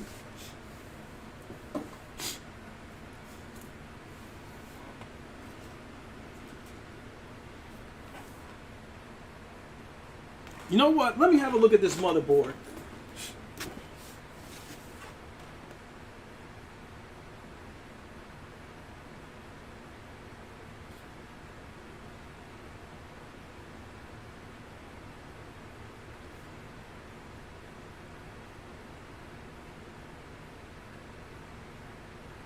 So it looks to me like I'm gonna need at least these PCI CPU cords.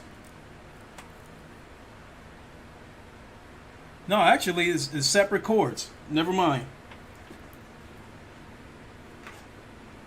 So that was a false alarm.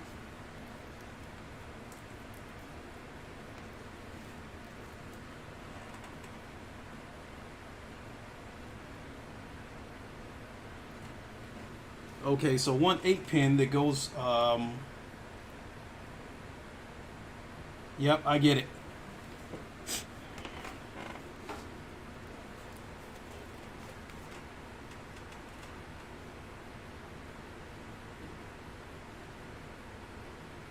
So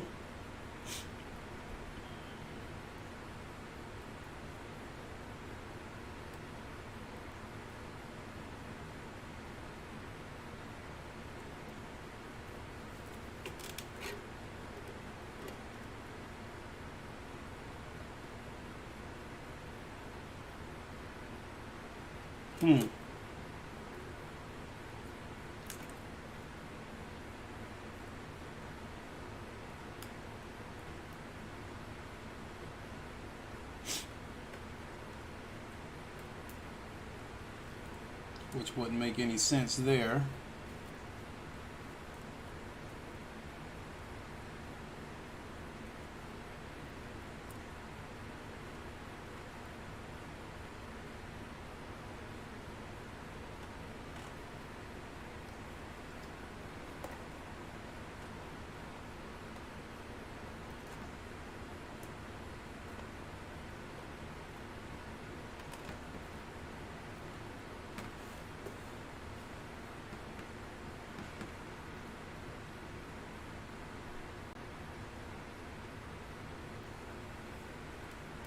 Okay, I got it.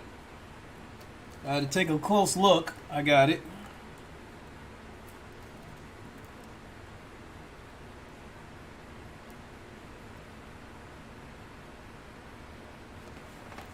Actually, let me aim the light over here a little bit.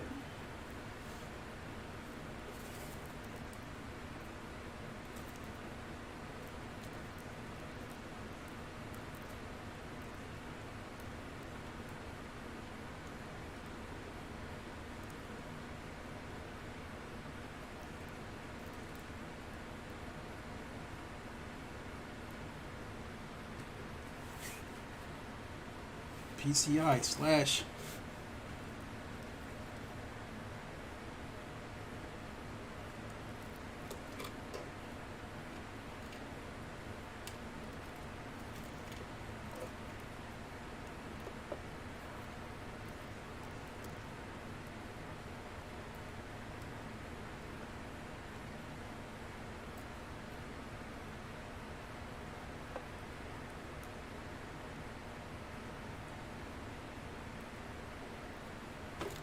Okay, I got a little issue here. Would somebody like to take care of that bot?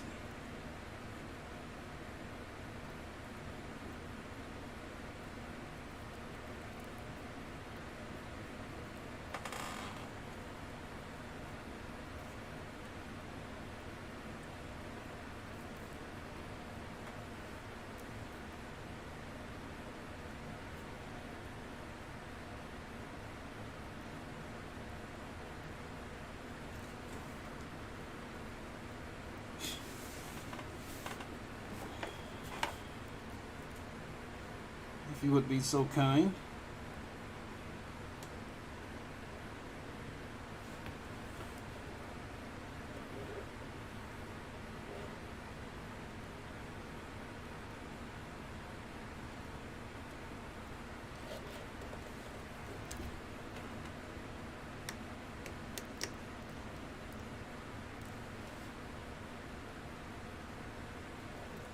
Okay, now we run into a problem.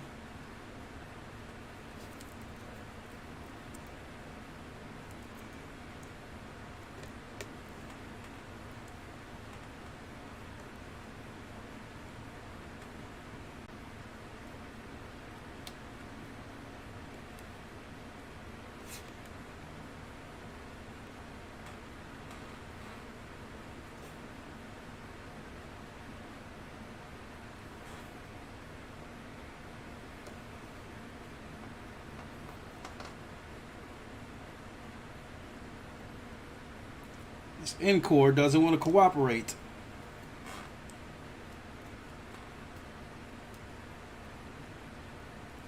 Oh, actually, that's got to go in first.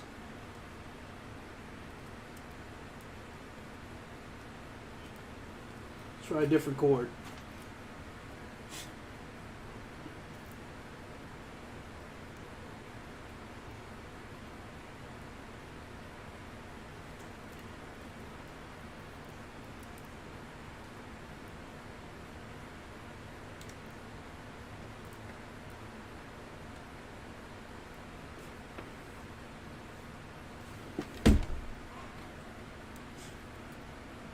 I can't seem to get this tiny plug to go in.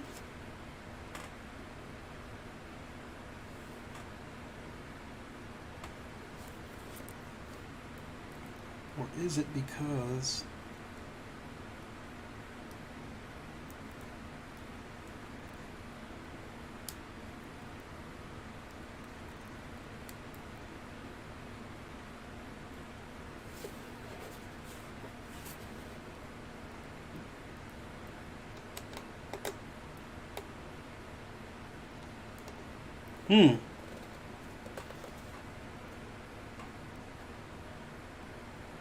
PCIe.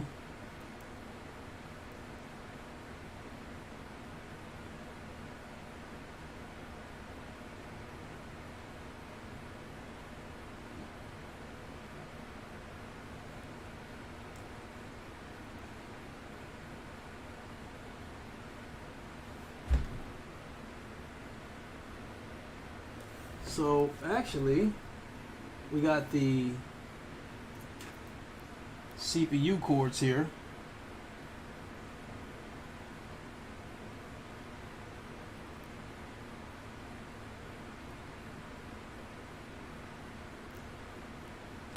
Oh, I think I know why this might not fit.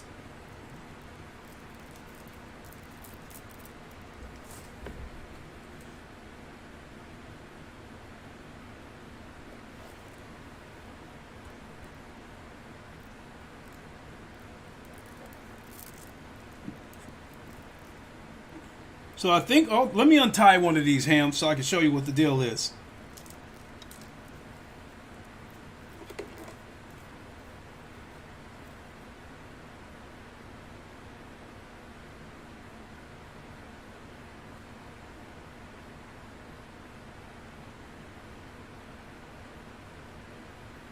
Okay, I think I got it now. I think I got why it wasn't going in. Yep, got it.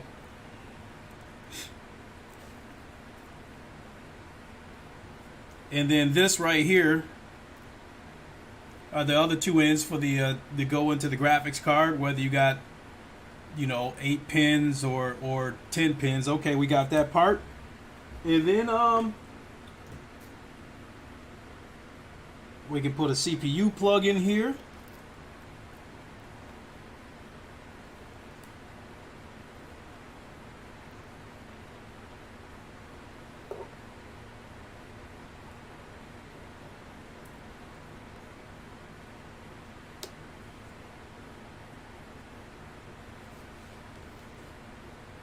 Okay.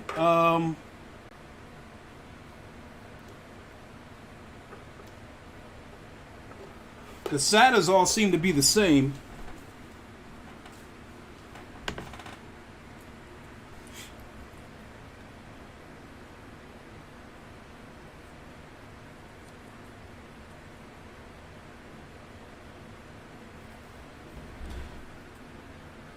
Yeah, some device on the motherboard can be 6 or 8 pin.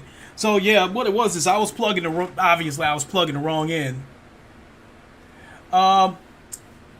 Ham, if you're watching, can you ban Ruth Taylor and McGrath Warren? Because those are bots trying to advertise something.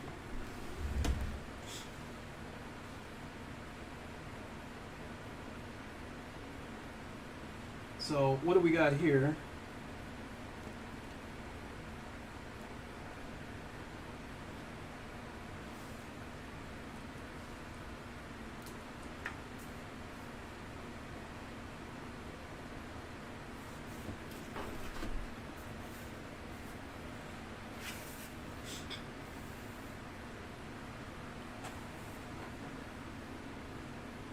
Oh, I see here.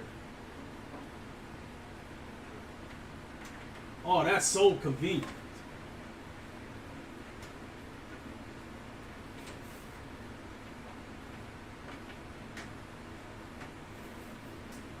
And then that door closes. That's so convenient.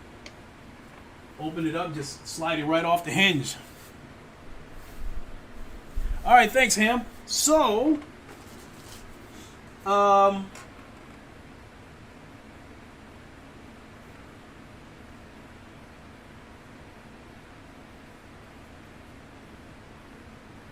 so the next question, Ham, before I go on. So we got the cord in here for the graphics card. We got that plugged up. We've got the CPU cord plugged up. And we've got the motherboard cord plugged up. So I don't plan on putting multiple GPUs or CPUs on here, so I won't need these 4 plugs right here. But the SATA plugs right here, I don't know.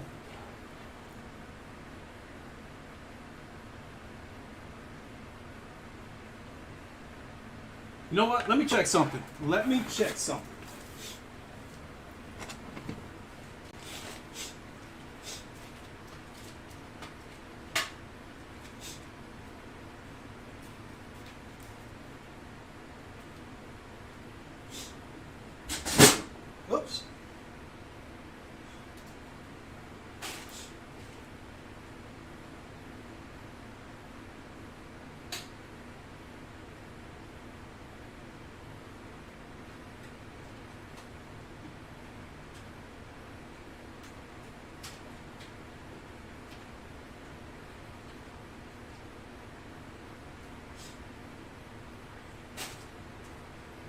So here's my Alienware right here.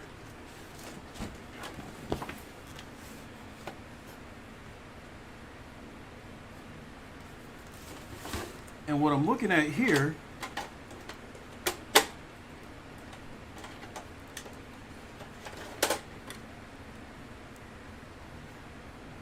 so I was wondering if these would fit.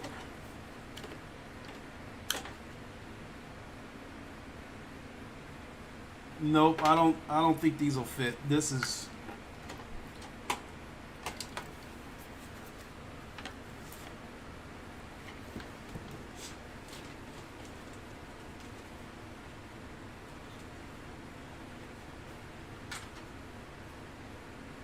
maybe they will fit.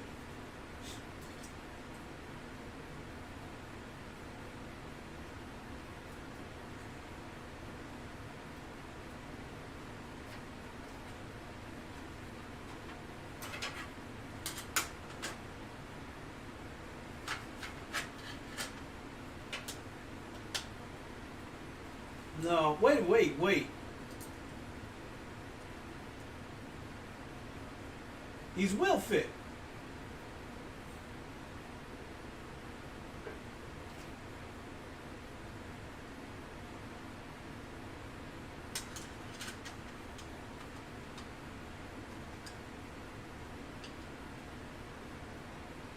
No, but we got a problem.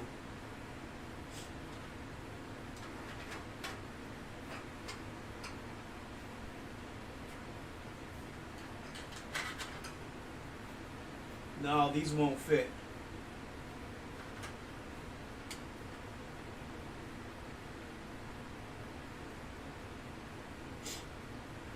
The holes line up though.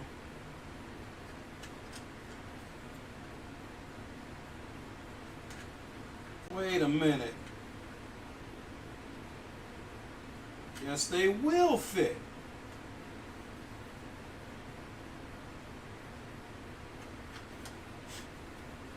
Yes, they will fit. Okay, so I can still put these in here. The only problem is I don't. Yeah.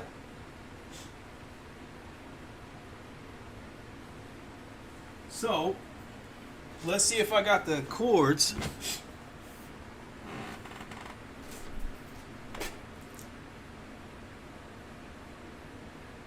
Nope, not those or those.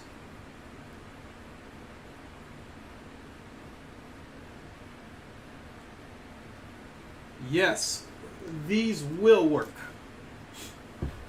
A SATA cables. So yes, I can.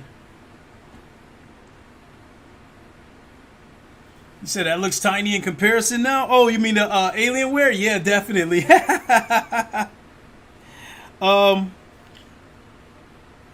So yeah, these will work. The only problem is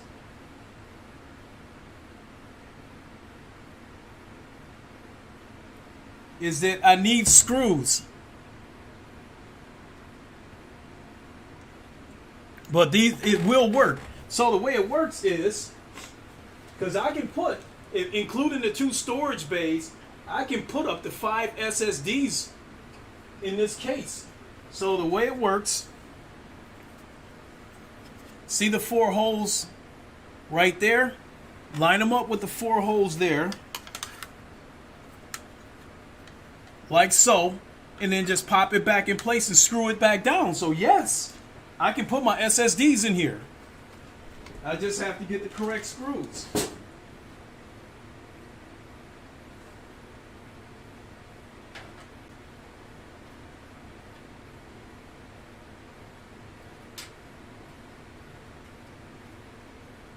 That being said, I'm going to go ahead and attach 2 of those .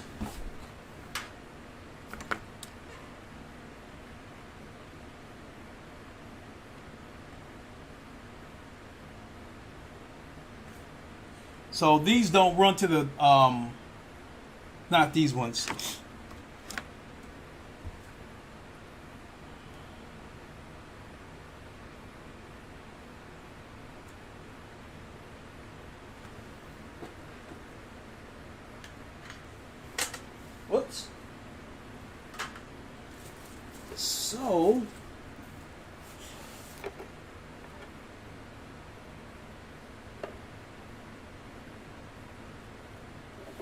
So yeah, we got SATA cable plugs here.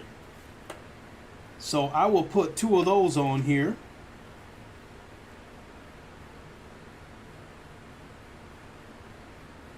Actually,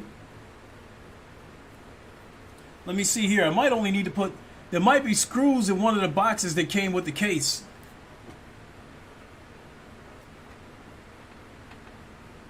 Oh, you might be right there. You might be right, Ham.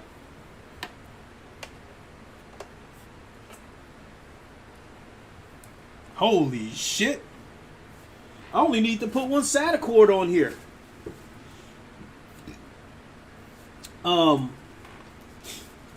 The back of this power supply has got ports for you to put 6 SATA plugs on here. And if you look at the SATA cord right here, this end plugs into the PC, and then you got these plugs that run to the SSD.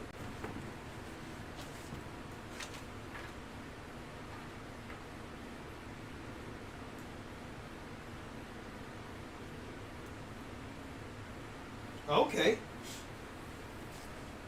So this 1 cord right here, you can attach 1, 2, 3, 4 SSDs to 1 cord. So we'll go ahead and attach that.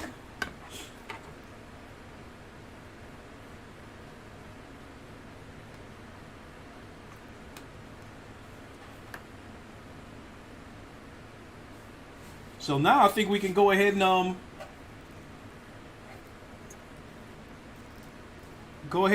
it.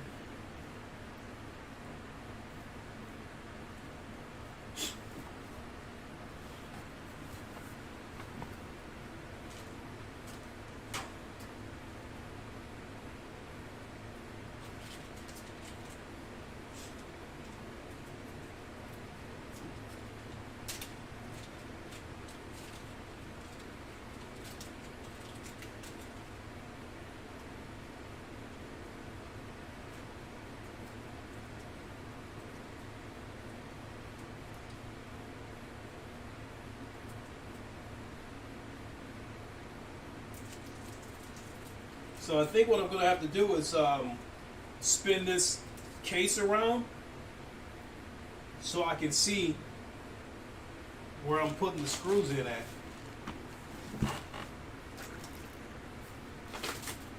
Yes, baby. Baby, baby, baby. Nice to know that this SSD won't go to work. It won't go to waste. So let's spin this around. And then let's place this aside.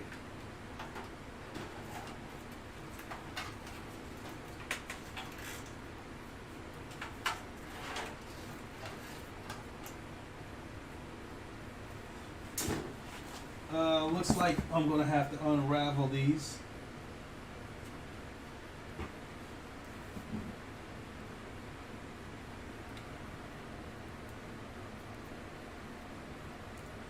And then after I get the power supply mounted, I'll see if there's screws that might have came for the SSD.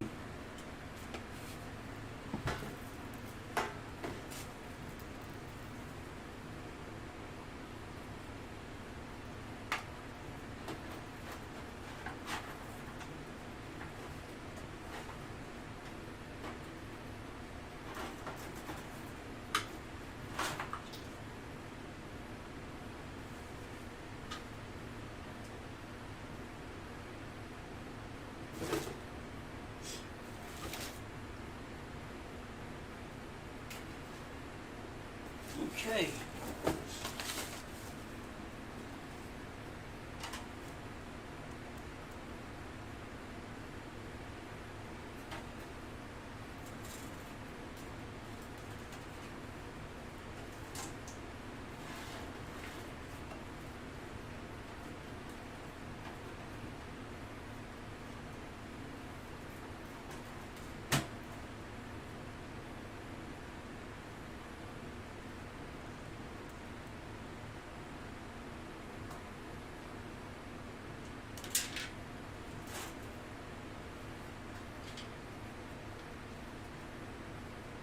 Alright, I figured out how I'm going to address this as well.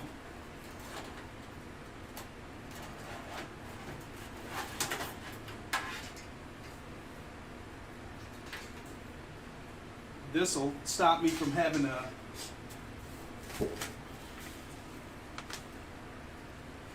trying to hold it up with my hands and stepping all over shit.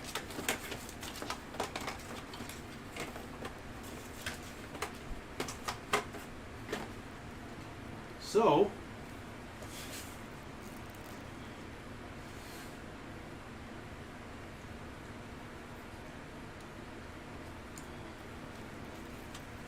I'll put these starter screws in here, and then I'll show you.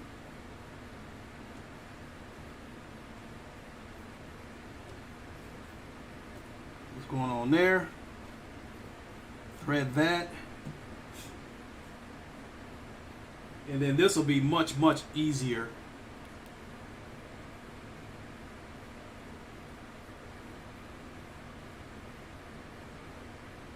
Yeah. See, I got the two screws right there. Right there. And right there. And it's more like a hook than a hole. So it'll fit right in there.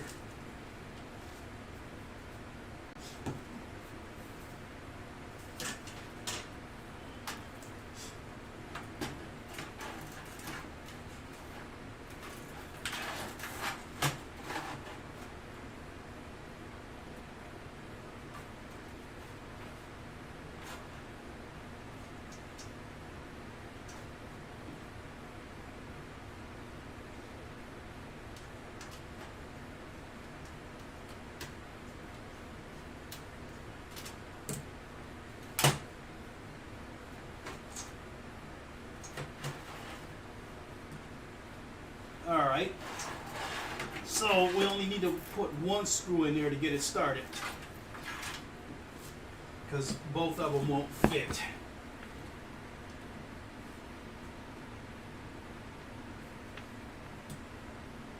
So we'll put the screw here on this end.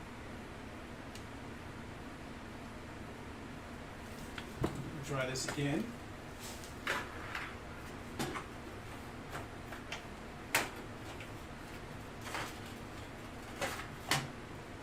Oh yeah.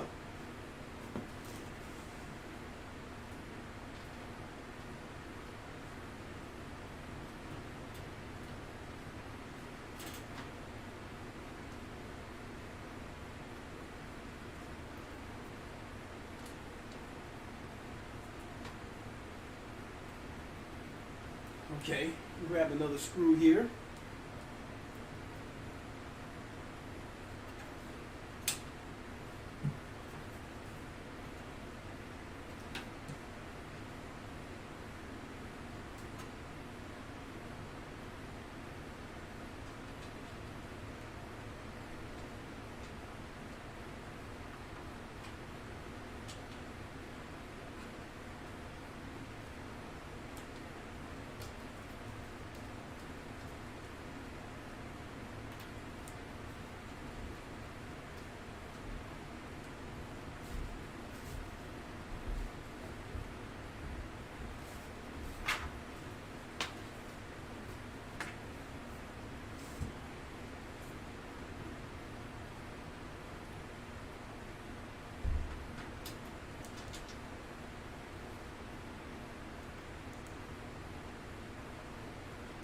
Whoops.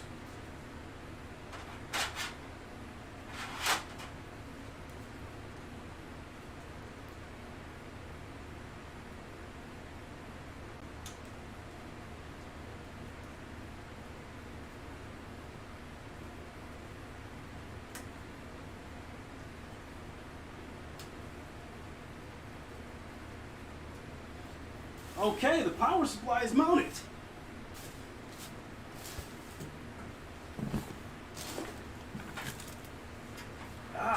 Oops. Check it out, folks. Power supply is mounted. All right. The next thing we're going to do is check those boxes to see if there's any screws that might fit the SSD. And if those fit, then I'll mount the SSDs next.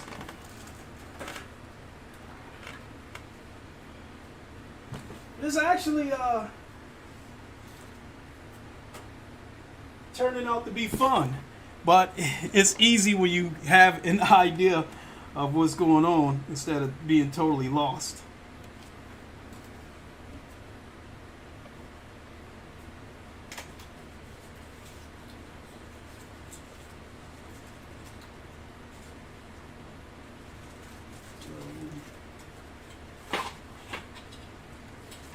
Got a lot of Velcro for wire management.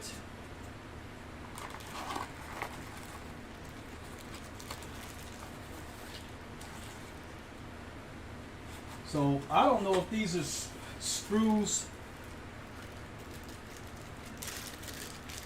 I don't know if any of these have screws in here for the...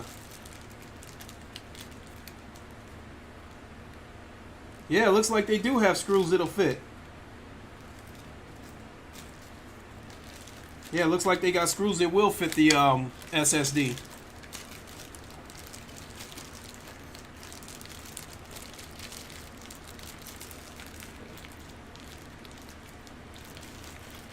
Because I'd imagine the motherboard has probably got its own screws.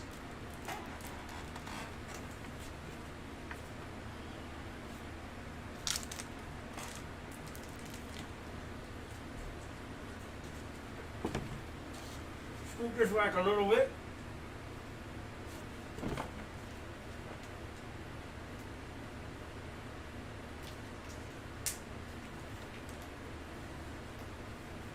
And let's see if these will fit on the SSD.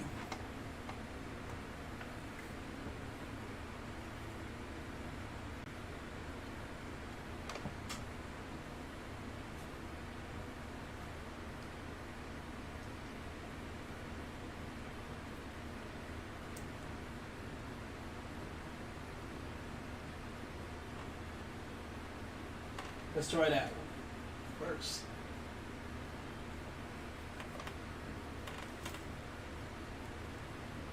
Damn, that shit was in there tight.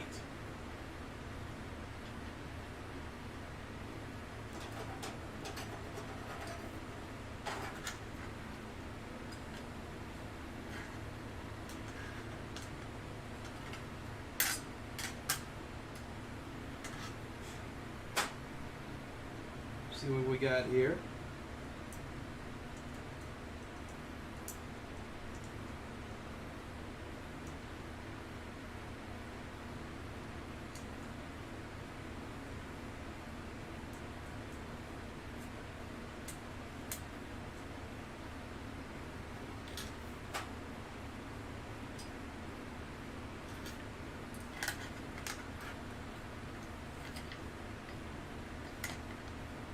Yeah, it looks like this will fit.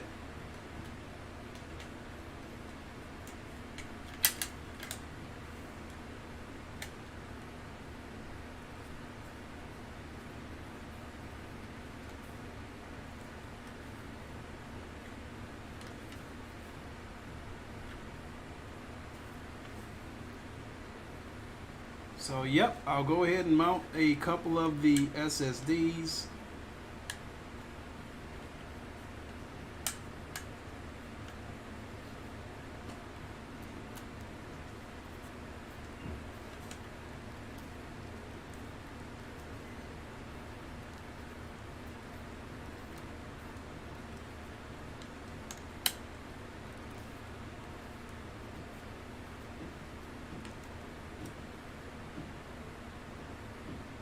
Yep.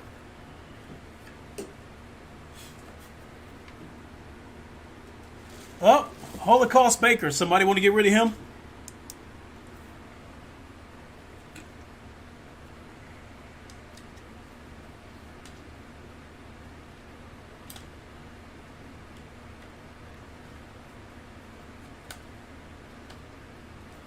I would appreciate it.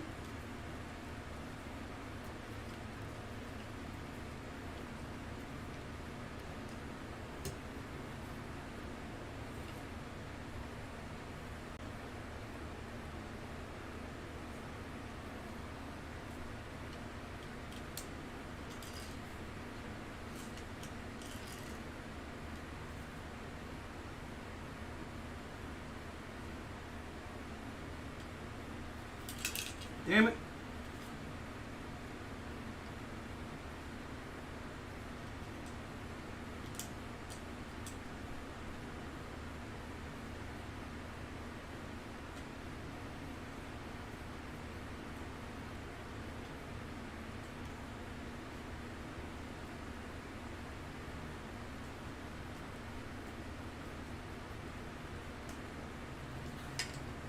Okay, so that's how the SSD goes on there, onto this bracket.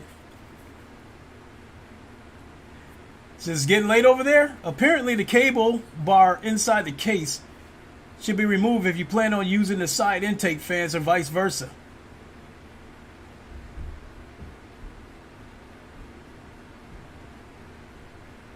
My cable bar.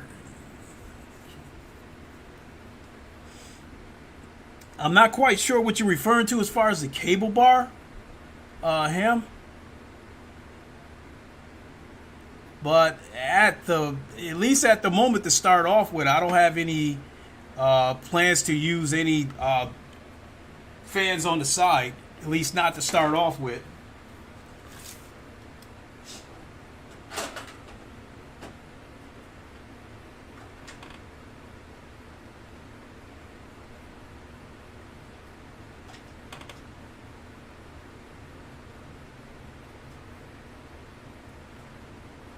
Oh, yes.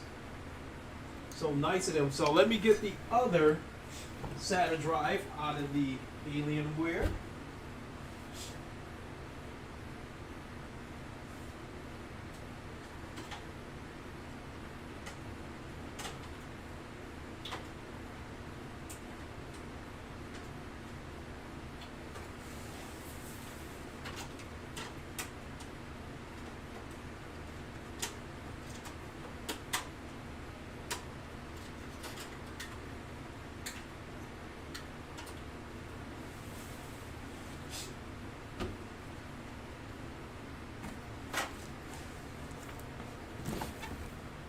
Here's the other SSD.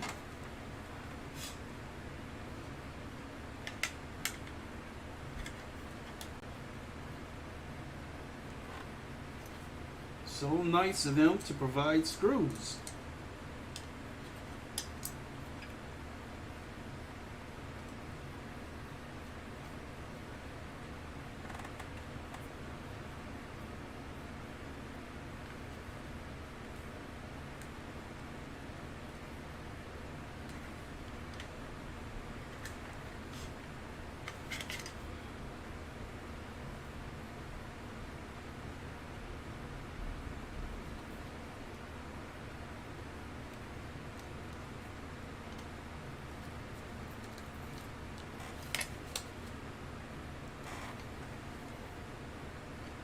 Okay.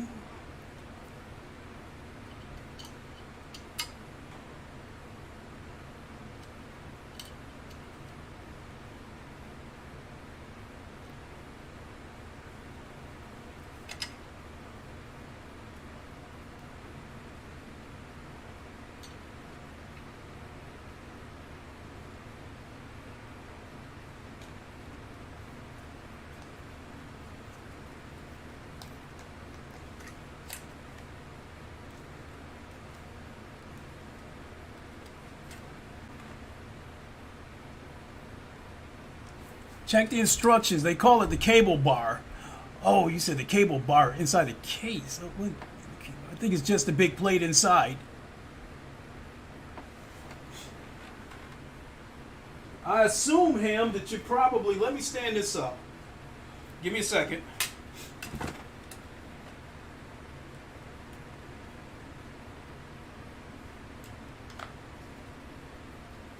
Oh,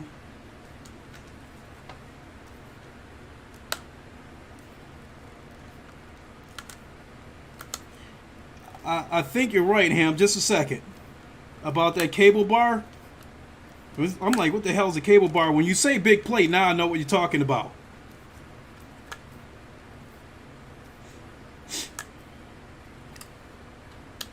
Because that video we watched, if you don't plan to put any side intake fans on there. I don't think you have to remove that bar, which I don't plan at the moment.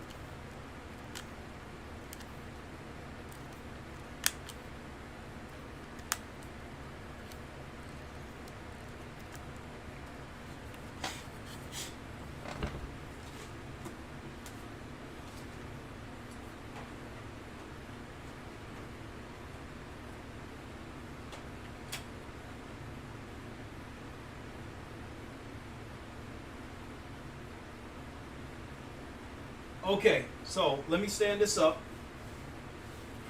and you see I got the SSDs mounted there. So when you say cable bar, I assume you're talking about this bar here, because it hides this part right here for the side mount intake fans. So I assume you mean this plate behind it. Because as of right now, this plate looks like, if I don't want to put a side fans on there, it looks like this plate is just, just to hide wires and stuff. So, I think the only other thing I can do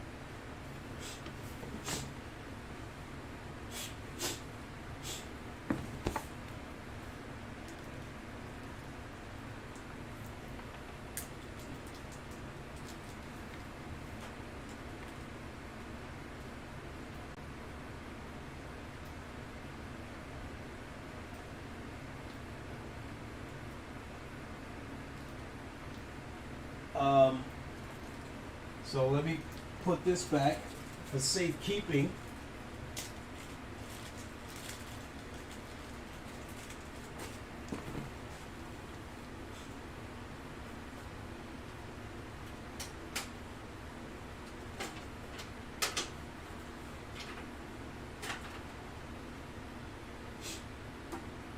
One second, people.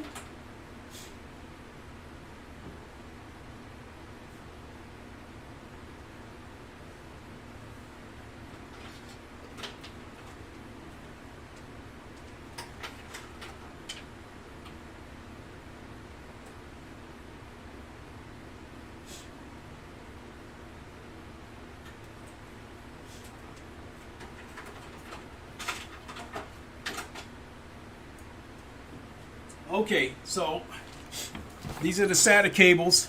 They're run from the SSD to the motherboard. So I can plug these up.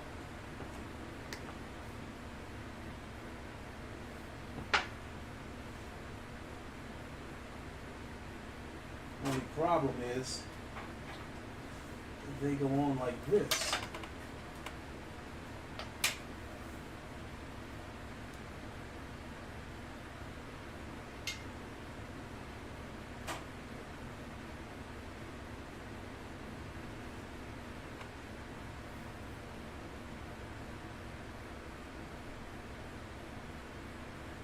So I have to do it like this.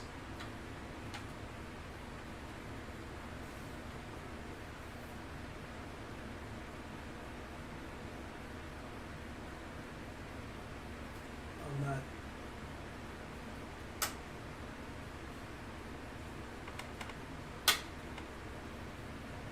not a big fan of this.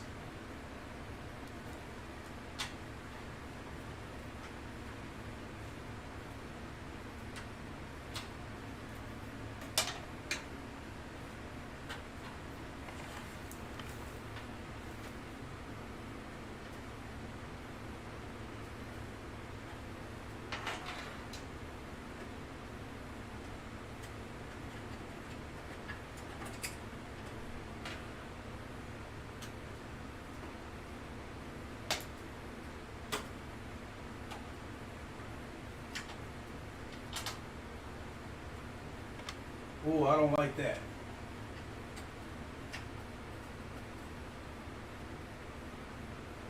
Because it's flexing.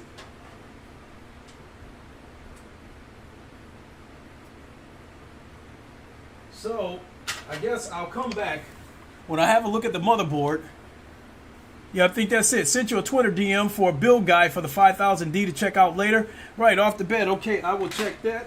And I guess lastly, if you guys want to have a look at the motherboard, we can do that real quick.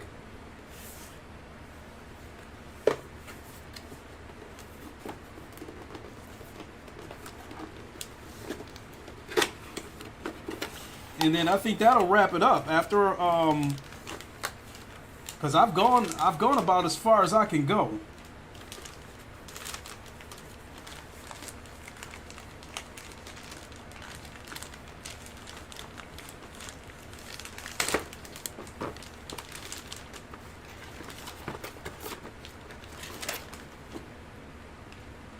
Plates.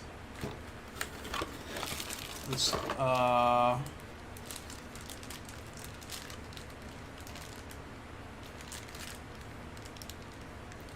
yeah. Actually, they sent the SATA cable that's straight on both ends.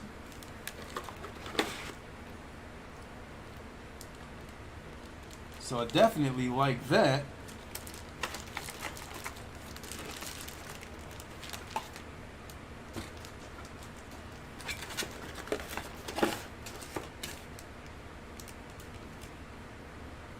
Looks like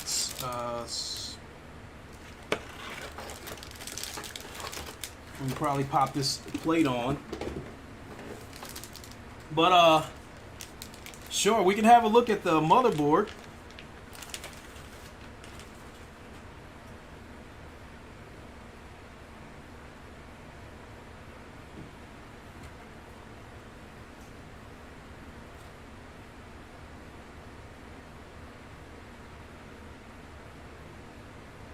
So I'm definitely going to have to look at the instructions.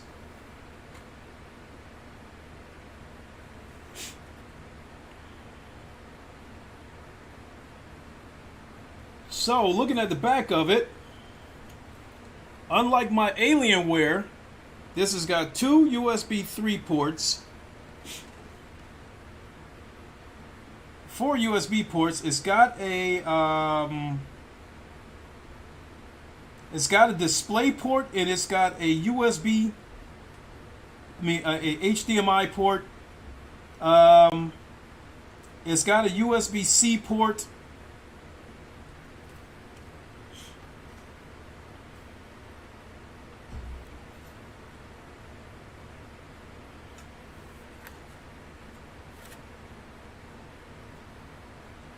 Oh yeah, I see what you mean, Ham, about being able to get to the back of it for the water cooler. Let me turn this over and see if it'll fit.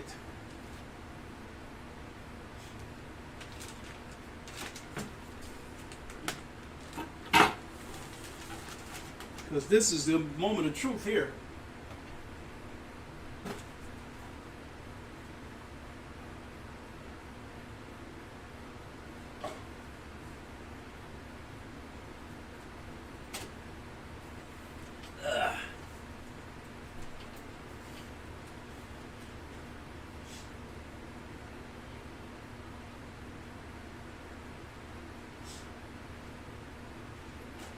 Okay, so let me turn this case over.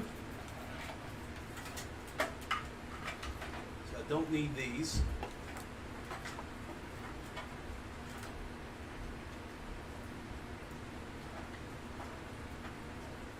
Power cable, yes. Thank you for labeling that.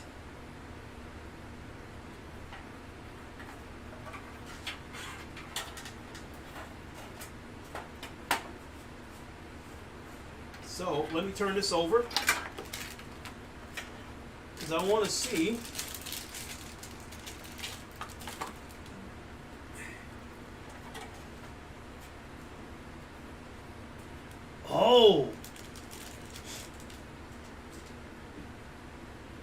so this is going to go in here like so. I think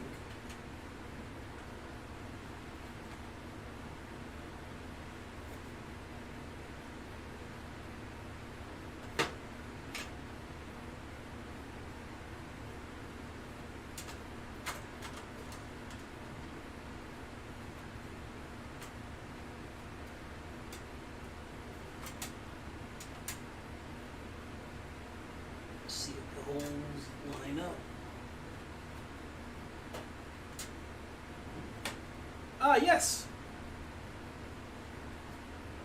Fell right into place. Oh, baby. Oh, baby.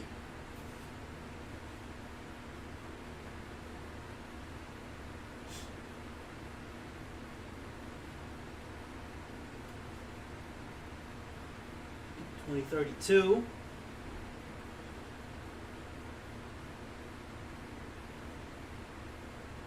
So yeah.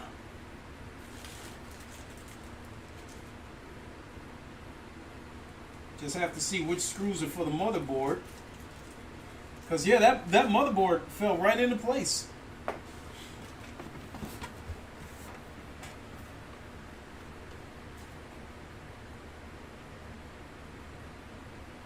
So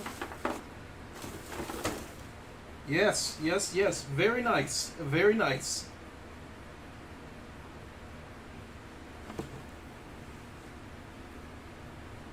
Motherboard fell right in place. Let me see here. So at this point now, it's just a matter of seeing what plugs go where.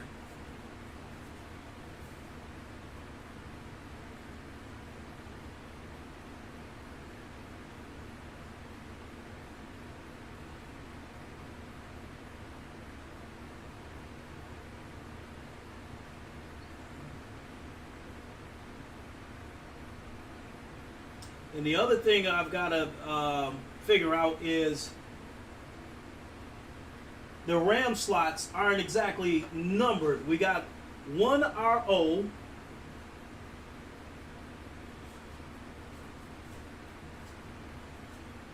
So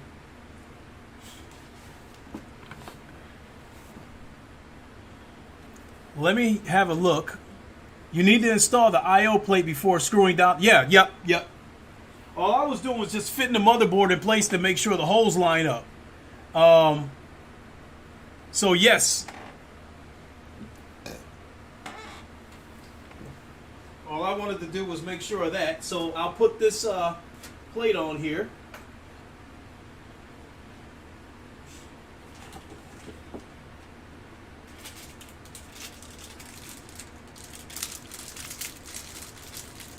Hopefully it's not a plate that keeps popping out. So see, Slim, I already put the SSD ins. If you're talking about the M.2 drives, I haven't put those on the motherboard yet, but there's the SSDs right there.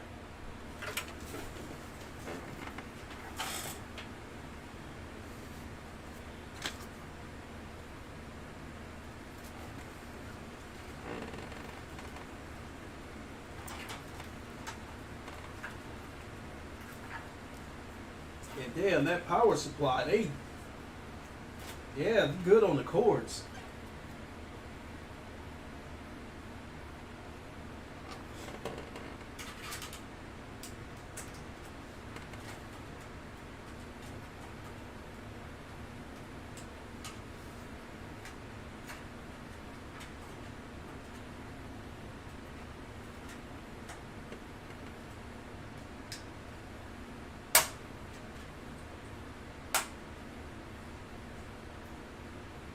There we go.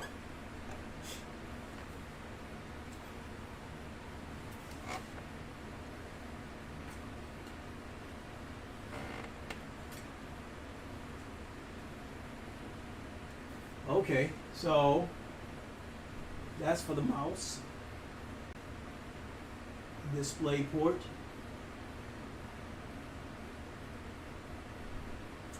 So, as far as the motherboard goes, so I can get this out of the way,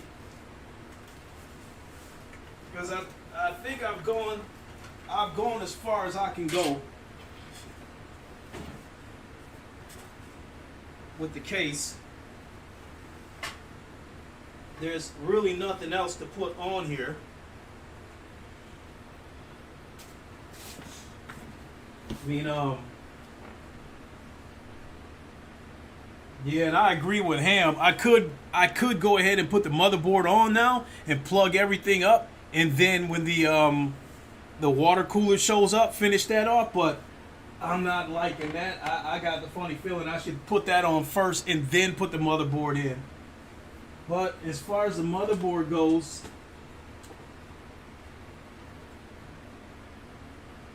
I guess we can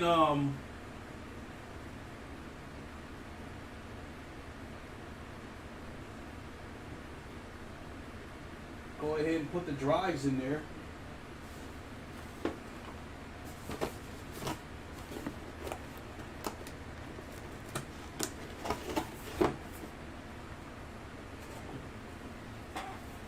All right, let's have a look at the 70 Evo Plus.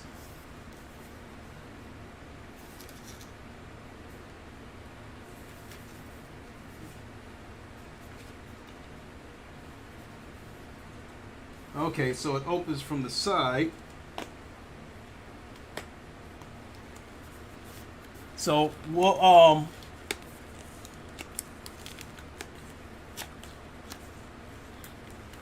I'm gonna put the motherboard in last, C Slim, because I still got to put that water cooler in, and the water cooler is gonna go at the top. And I got the funny feeling that if I put the motherboard in now, when it comes time to put the water cooler in, I'm just gonna end up having to take the motherboard right back out.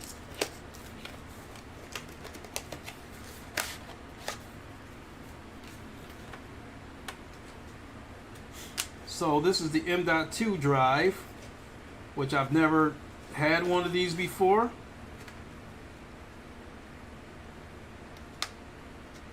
I've never put one of these in a PC before.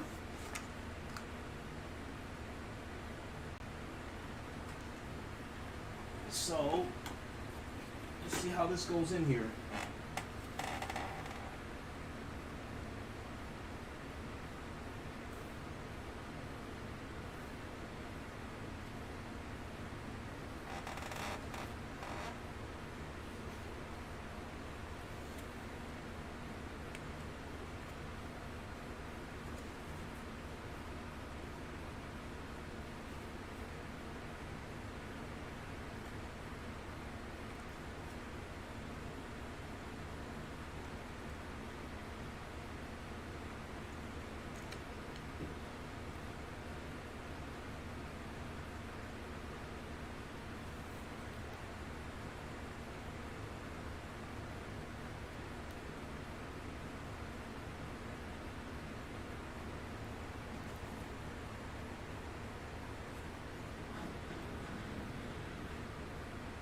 Oh shoot, there's 3 slots for these M.2 drives.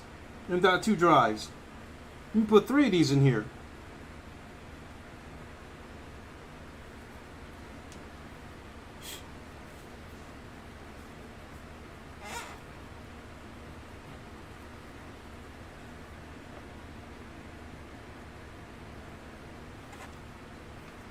Let's see if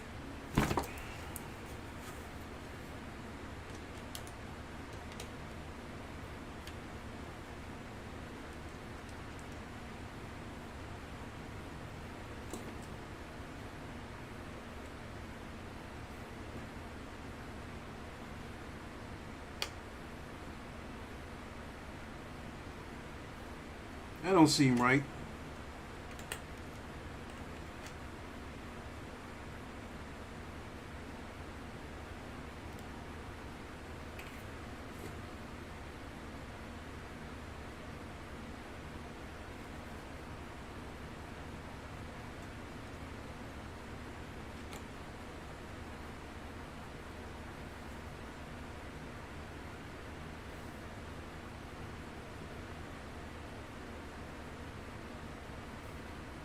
So this M.2 drive is, I put it in here.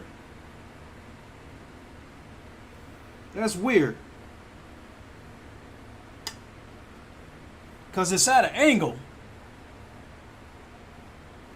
Put Gen 4 under the one that has the heat sink.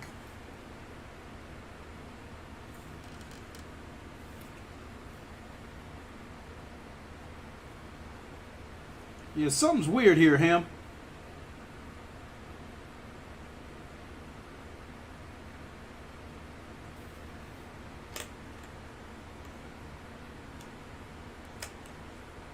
So I fit the M.2. I fit it in that slot right there where my pinky is, and then it slants down. It doesn't. It seems like something should sit under it because it's tilted at an angle. This part goes up in there, and then this other part just hangs down. It seems like this should be something that it rests on to keep it square.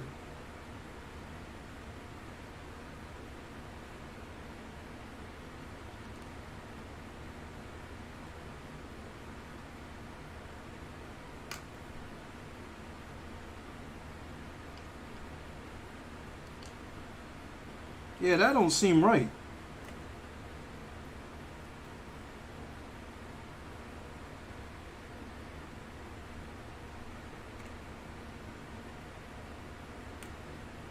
So we might have to look at the instructions, because this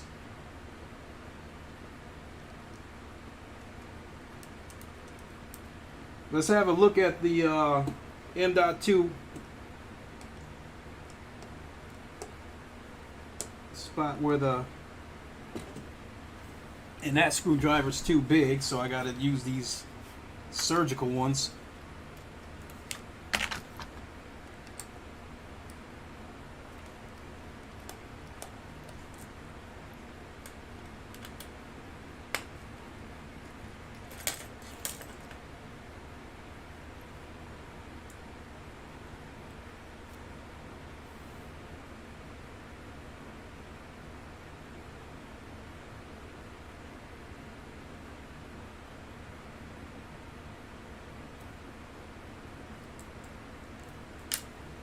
I just fucked up and lost the screws.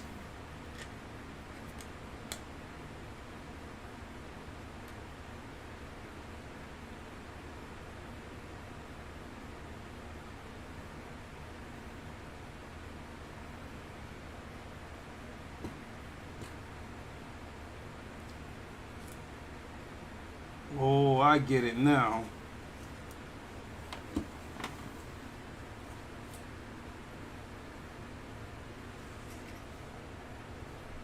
I get it now. So, what it is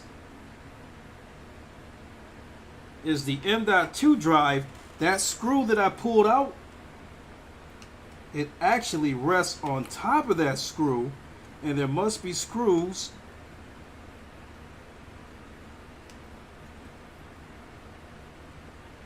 Yep, that's what it is.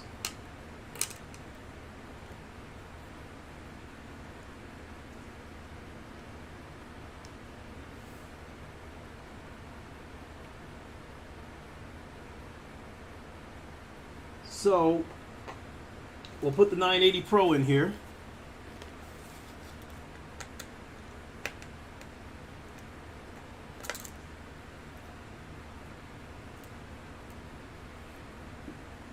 And that's a baby screw.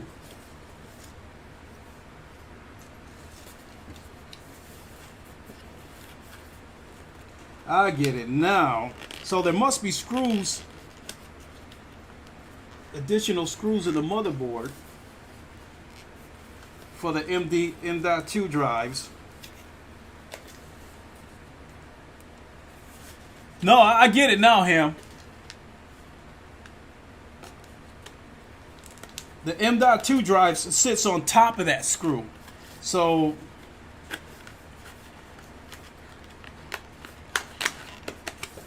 I'll show you on the motherboard.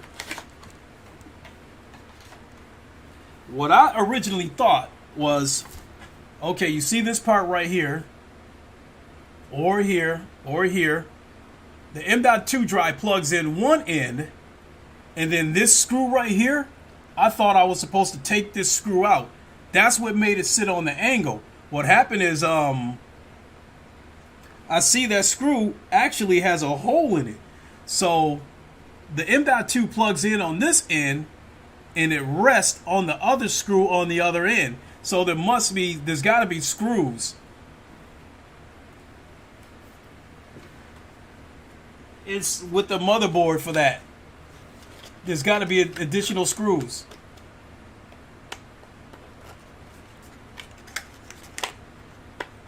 So we put this 980 Pro in here with the heat sink.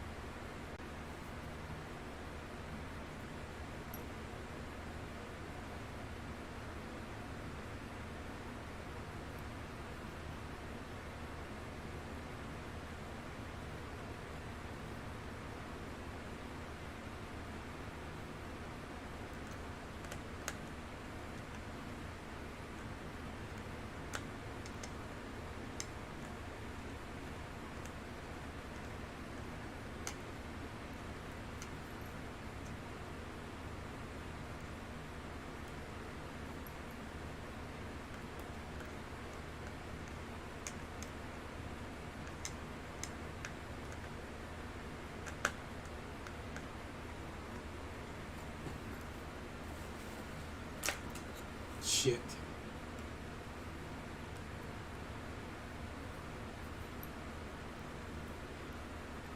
So yeah, I get it now.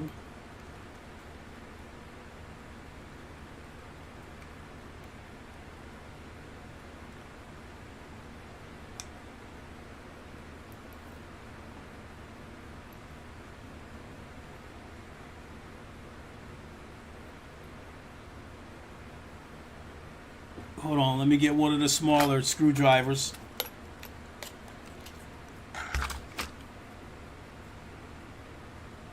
Shit, this little tiny screw that I can barely see is the most, looks like the most valuable shit.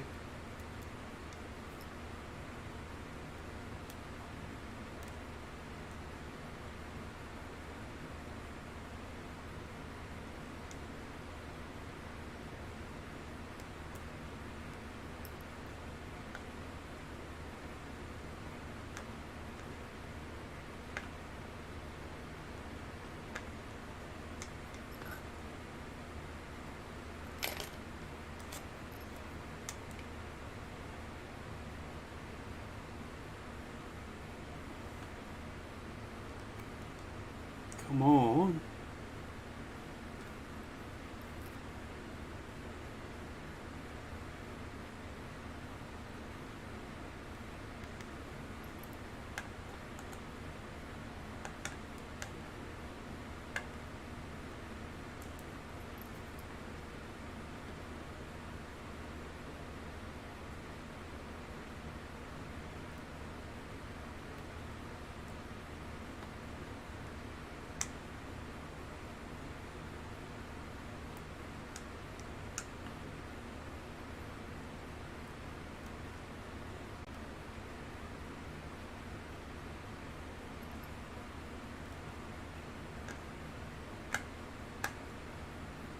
That didn't work. End up cross-threading this shit.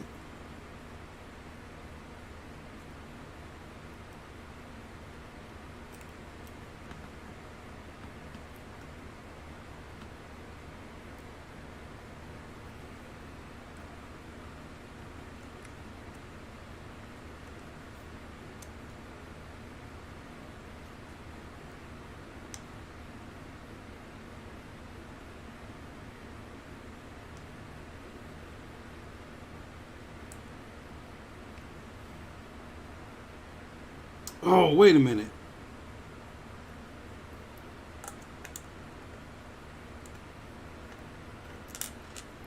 There we go.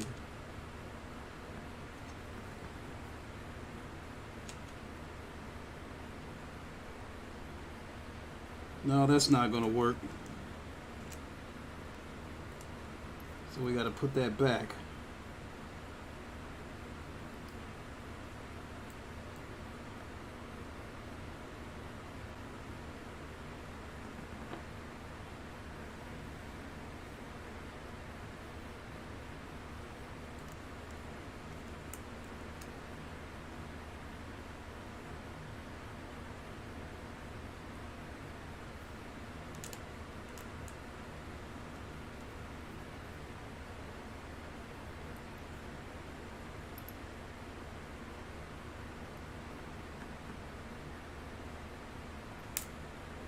Oh shit.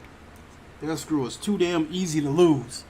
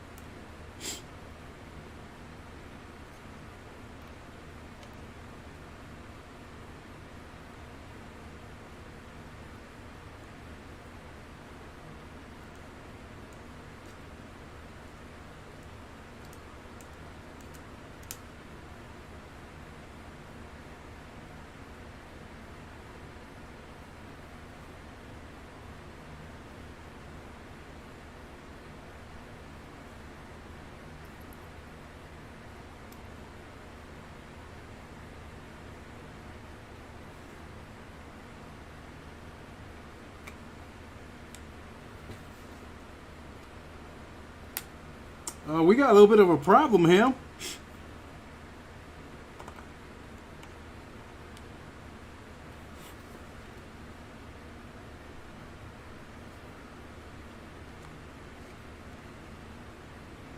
Looks like I gotta force it in there.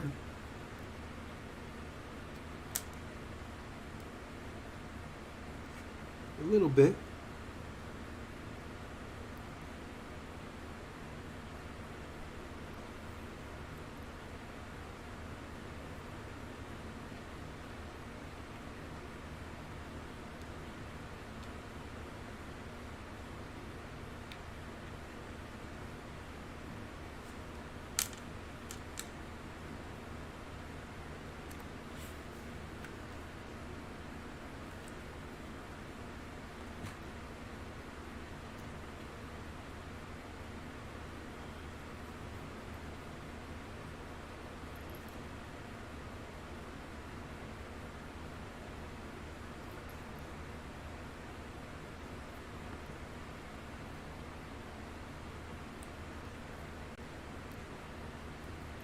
Okay, I think I got it now.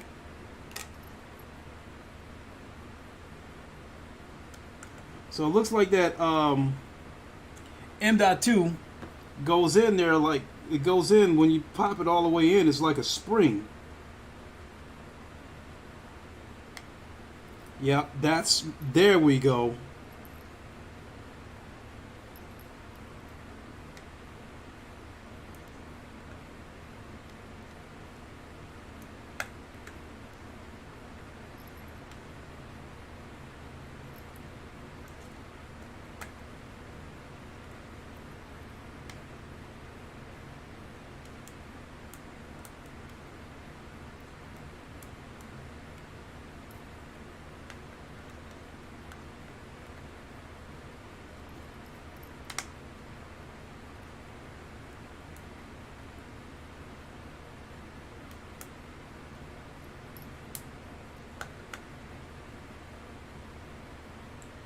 There we go.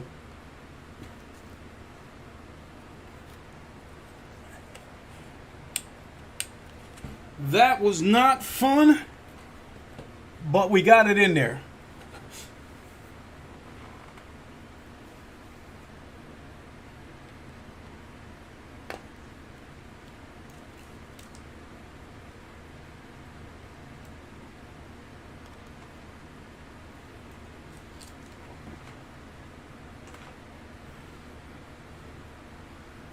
So now I got to go back and find those two screws.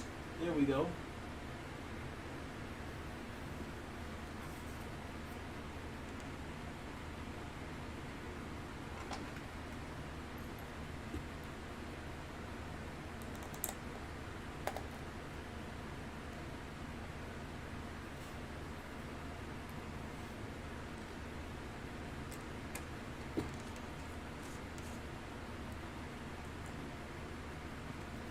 All right. One down. So we got the M.2 drive in there.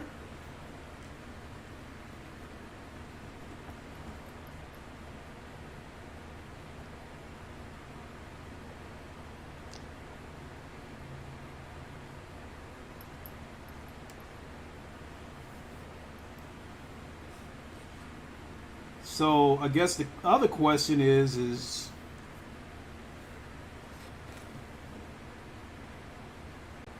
well, that's power. That's easy.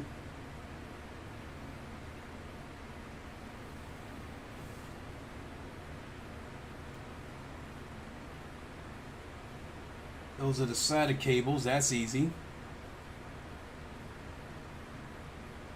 CPU. That's easy.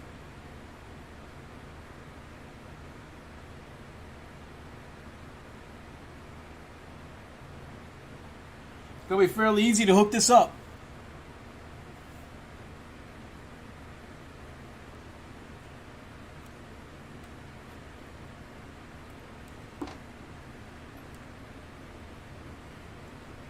So let me check the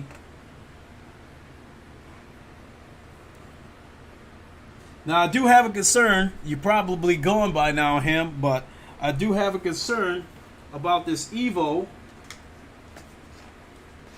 So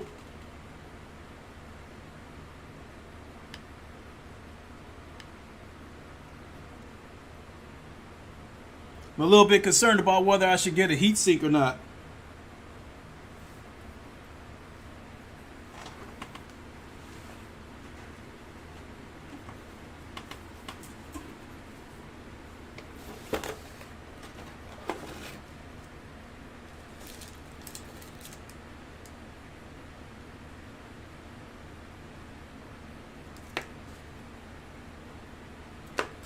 So this is the set screw for the M.2. This is another set screw for it.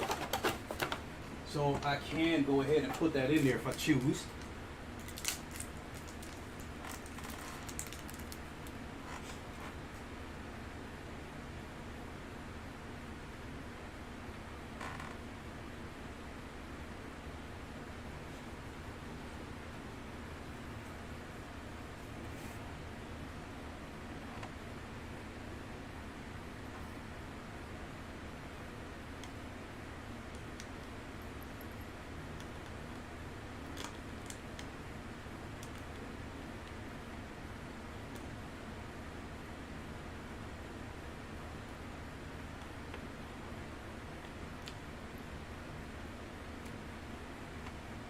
See if this set screw will fit in here.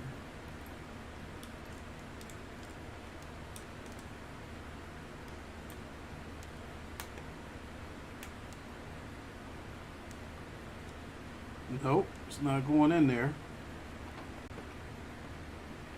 So that one won't work.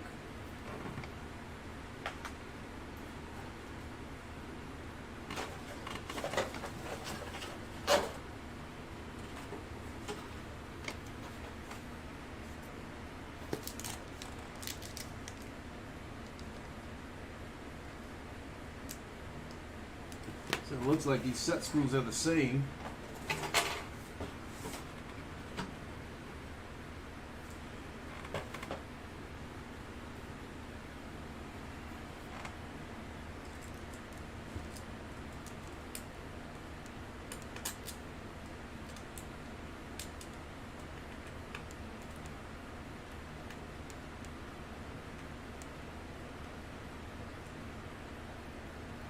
This doesn't fit there.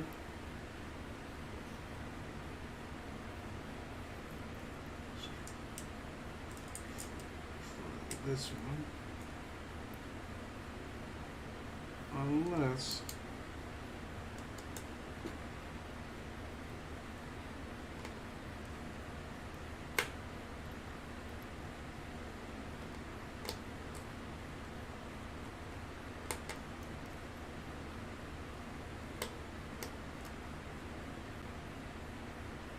oh.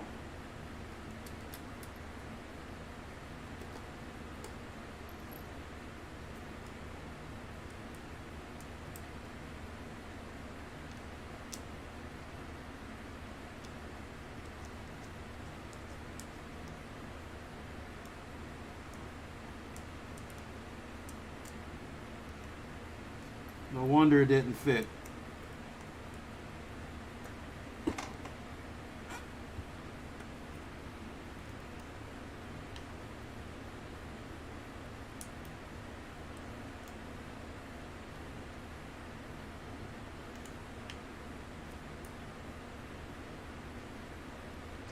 All right, folks, we're about to get this last piece of the puzzle in here.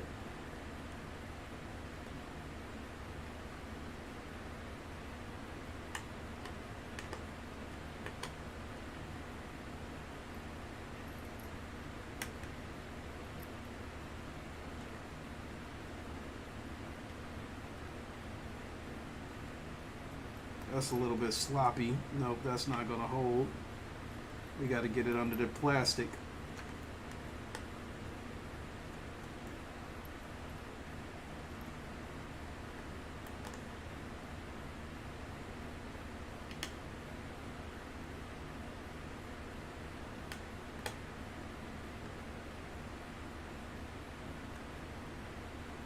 There we go. All right, I think I got both of the M.2 drives in there successfully.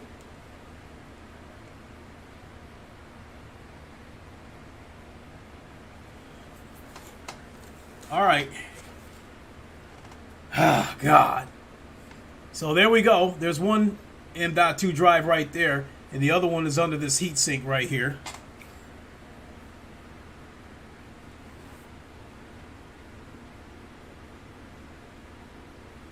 Let's have a look at the CPU.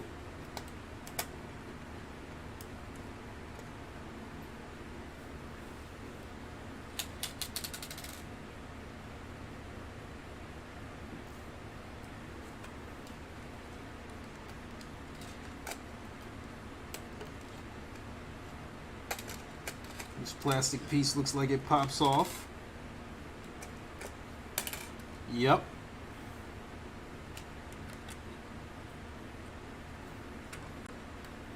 So, I think we can go ahead and put the CPU in there.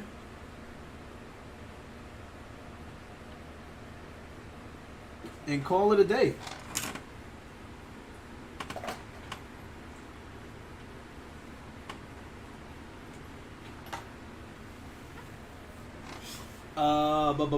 What's the CPU?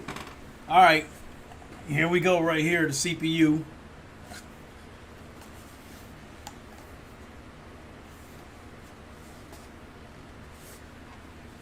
Yeah, I get a knife to open this.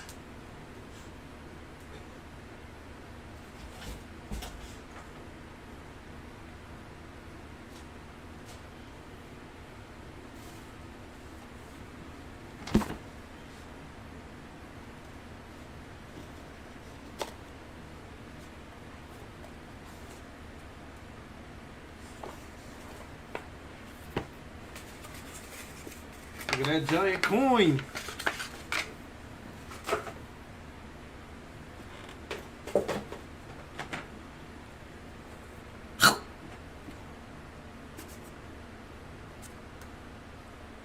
And there it is. The iTel i9 1200K.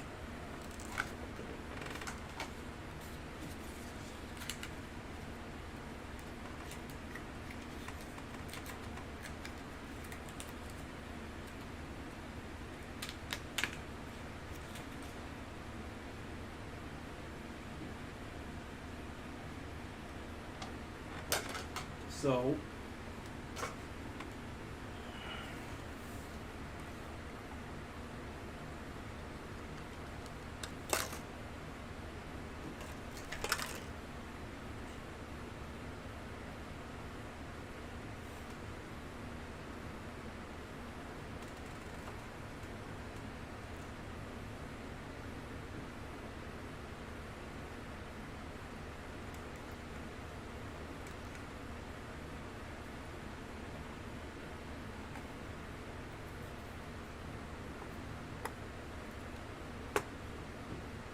oh, that was simple.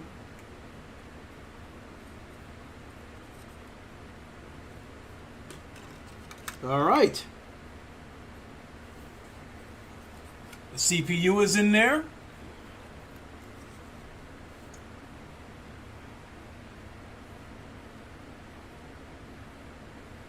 And the very last thing that I can do is put the RAM sticks in there.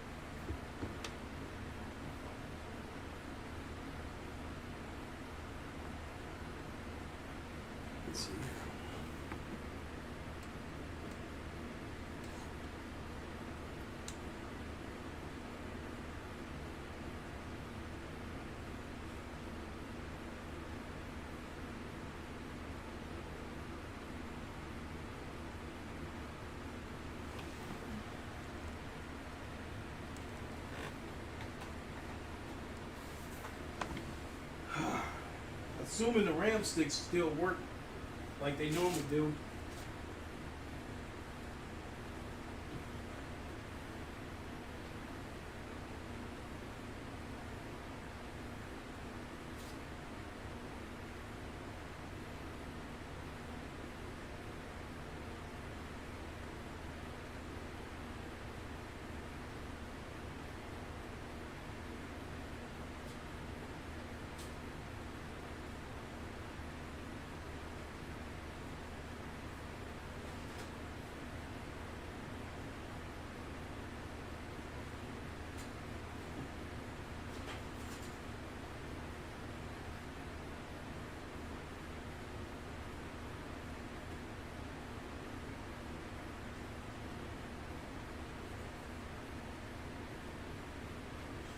So,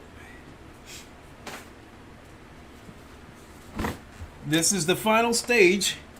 Here is my 3070.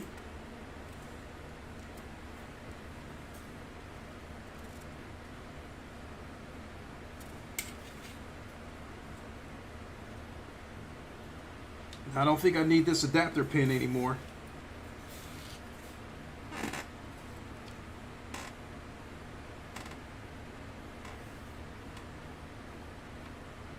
Whoa, maybe so.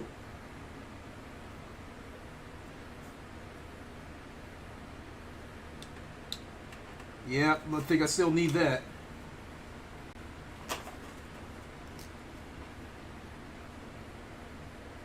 So let's put these RAM sticks in here.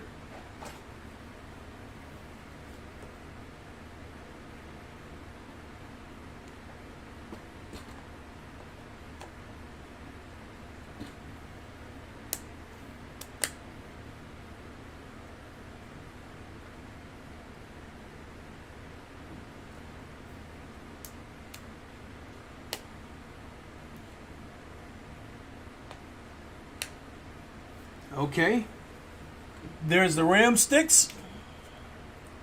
So we got M.2 drive here with the heatsink. That's going to be my C drive. We've got the other M.2. This is generation 3. That's going to be where all my games going to go. We've got the CPU in here. We've got the RAM sticks.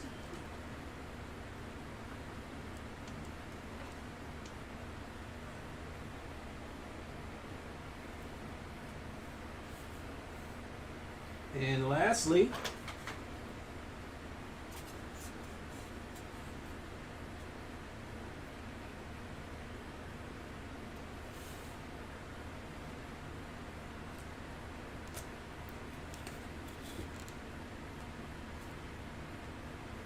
oh, you know what?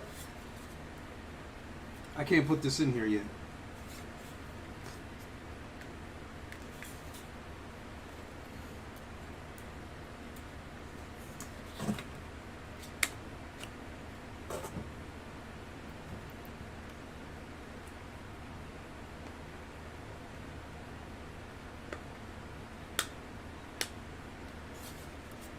I can't put this in here yet because of the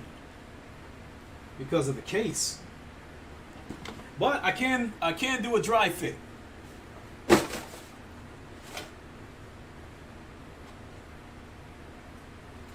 I can do a dry fit.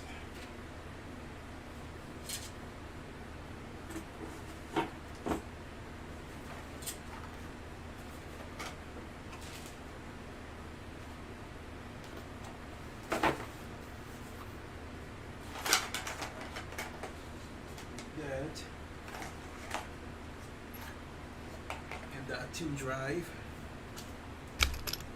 So after that, I think I'll be ready to wrap it up, folks. So I appreciate those who hung around and watched me build this PC bootleg style, because I don't have a setup like Linus Tech Tip where I got the big white table and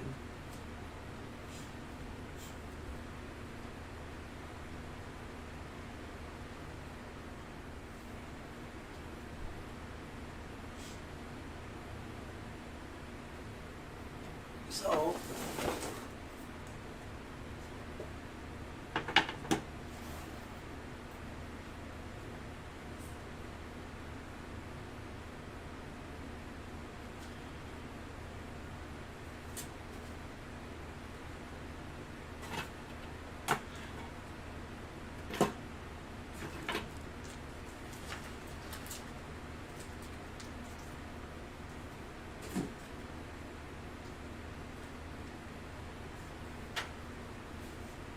So what we're doing now is we're going to dry fit that motherboard again.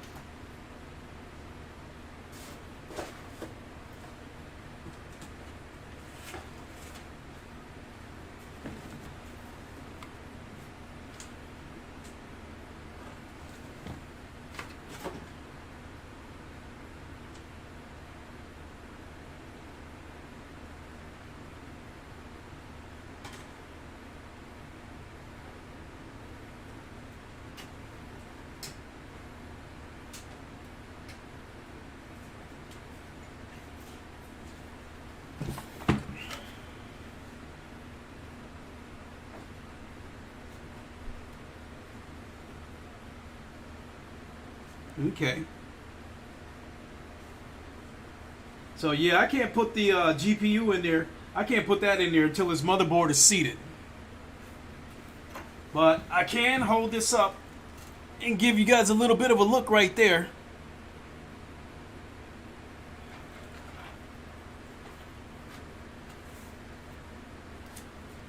So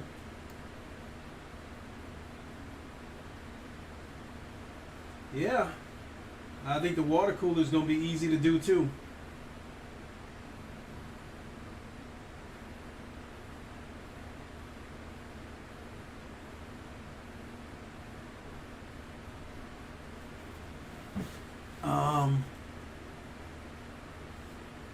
So the only other issue I think I'm going to have is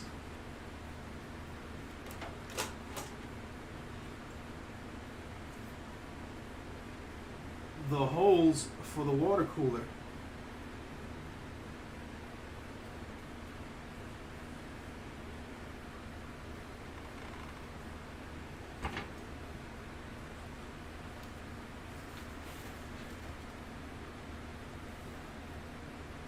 SSD.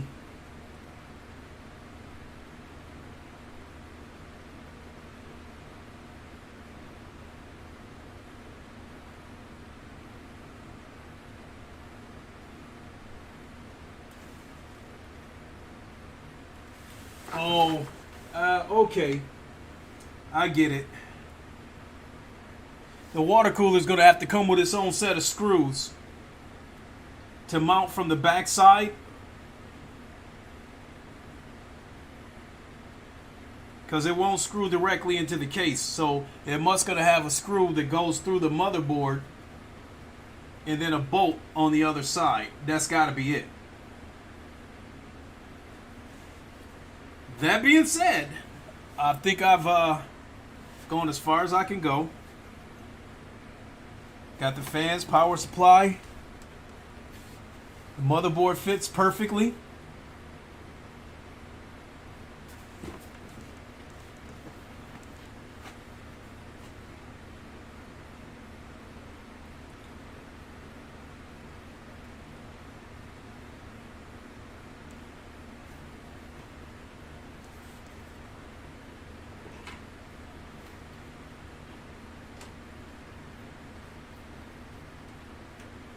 See about these plates.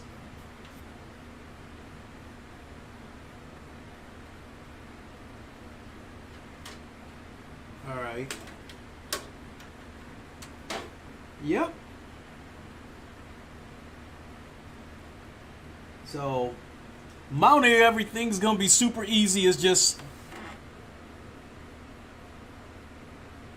well streamed the rest Friday. Yep. So, give you guys a final look before I sign off. So, we got the power supply mounted in there. Got the I/O plate, I believe. Whatever the plate is for the motherboard, or whatever to connect the correct name for it. So, we've got the fans in here. These are... the fans light up, and if I had the water cooler, I would go ahead and build this entire thing tonight, because I can't wait to play this thing. because now, because of what I'm putting because of what I'm putting in here, the only thing that I'm guessing that might hold it back could be the GPU itself.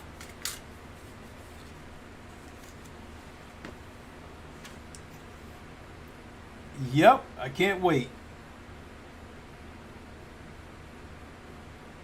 So we're going to go ahead and leave it there.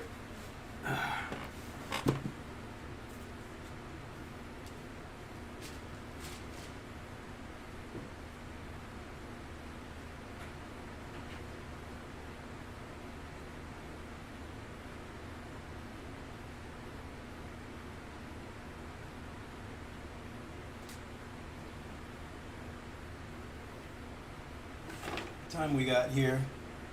Damn, it's 8:30.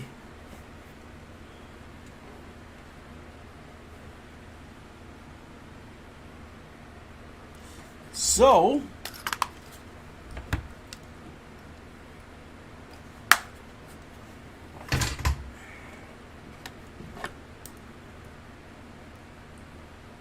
see here, these are plugs to the power supply.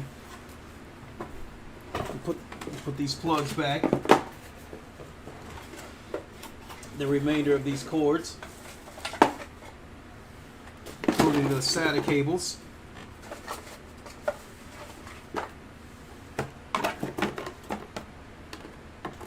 So it's possible I might end up having to buy a SATA cable that's straight on both ends instead of that elbow. It's straight on one end and it's got the elbow on the other, so I might end up having to buy a SATA cable that's straight on both ends.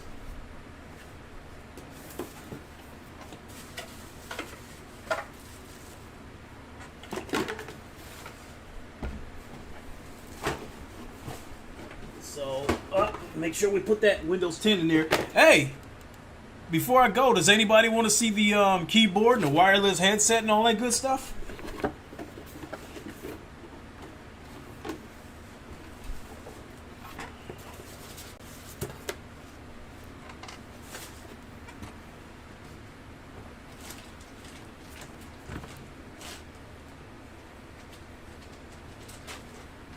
Because I can unbox that.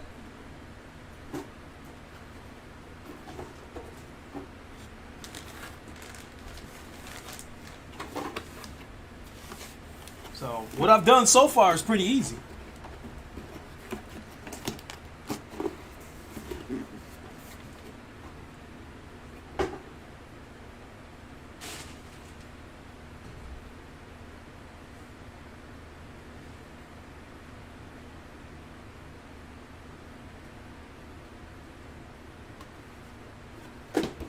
That in there. Oh, cord, power supply.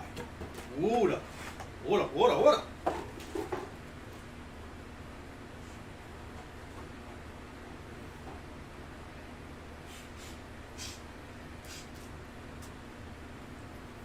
One thing's for certain.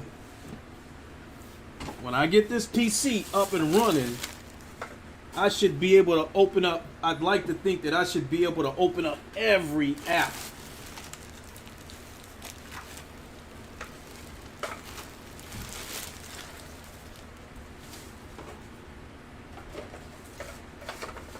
I should be able to open up every app on my PC with no issues.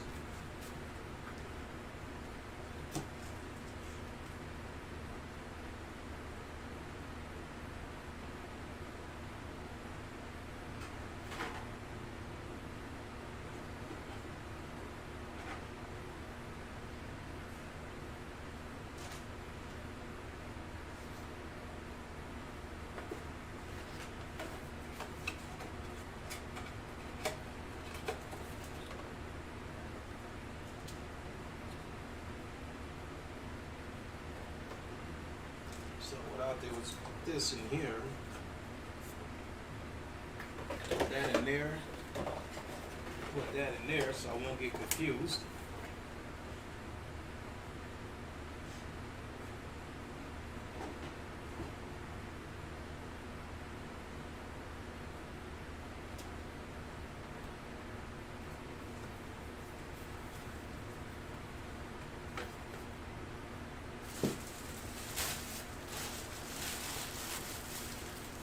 Okay. That is everything.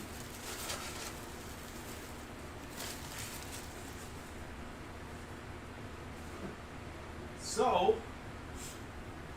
for those of you still hanging around, if you want, I'll go ahead and crack this open so you guys can see the keyboard and the headset.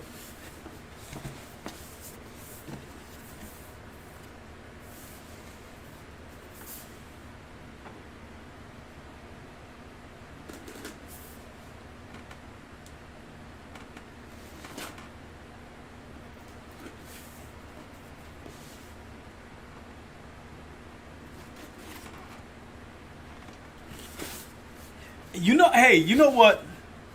You know what building this PC feels like?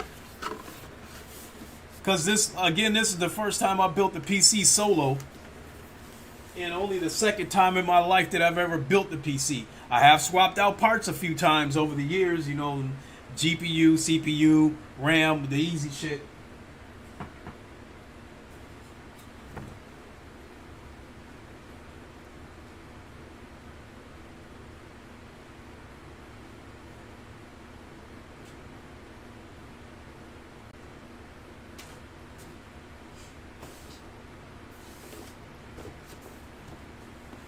But this will be my first time going solo dolo. So let's see what we got in this box here. Again, I got to use a knife to cut it open. But I don't know. The way this box feels makes it feel cheap.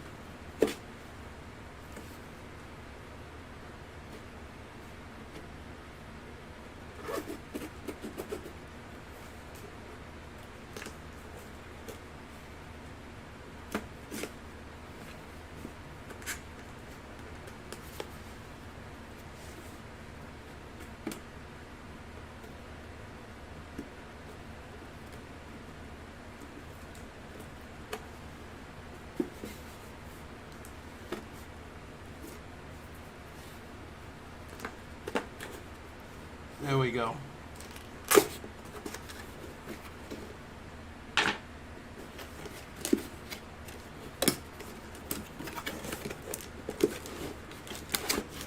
So this is the headset.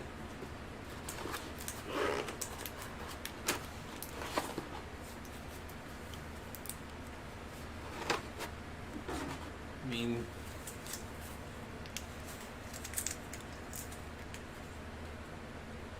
did I put in the CPU yet? Yeah, I put the CPU in. Give me a second. I'll go grab the motherboard again and show you all the stuff that I put in. I'm not gonna lie.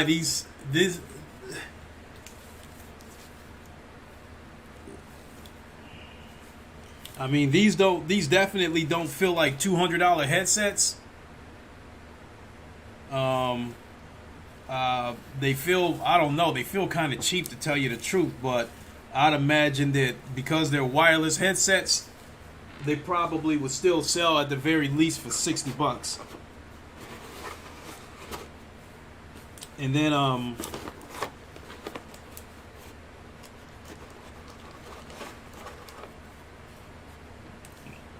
you got a USB-C cable on both ends. So I'd imagine that's if you want to plug it into the computer and not go wireless.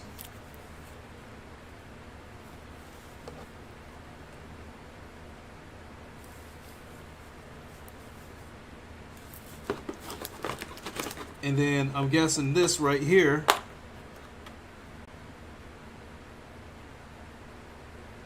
is the wireless adapter. So I guess it's a good thing that that motherboard I bought has got a USB-C port. And then right there, you got the microphone right there, which I guess we'll have to see how it all fits.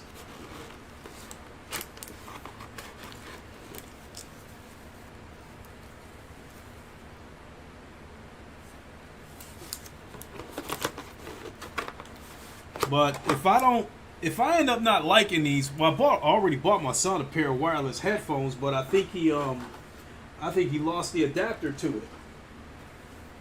So that's the headset.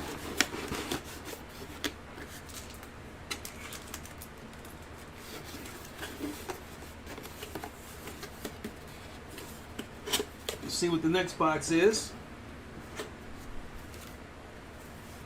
And again, it's sealed, so I got to use a knife.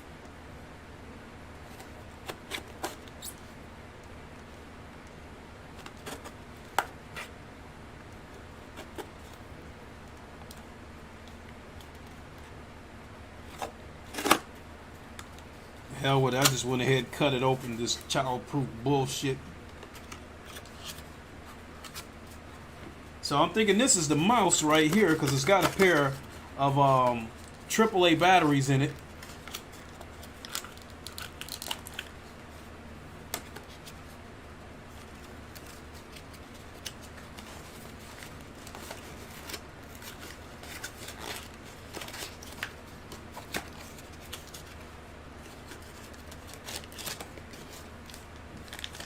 Yep, that's the mouse, and it's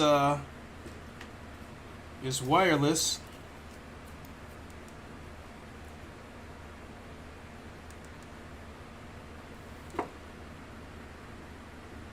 Look like it's got an on-off switch.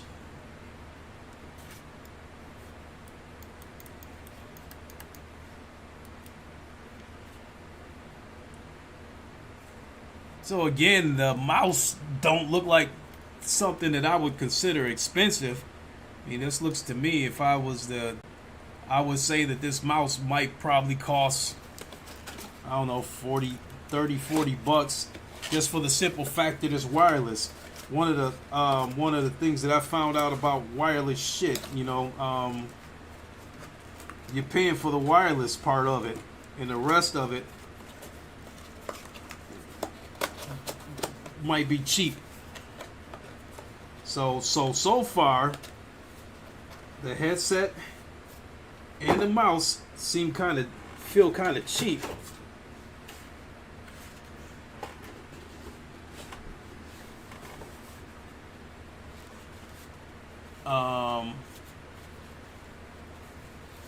I think this is the mouse pad. I'm not even gonna pull that out because I don't even like the way the box is wrapped. It just looks like it's gonna be a headache putting the shit back in the box after I open it. So we'll open up the keyboard. And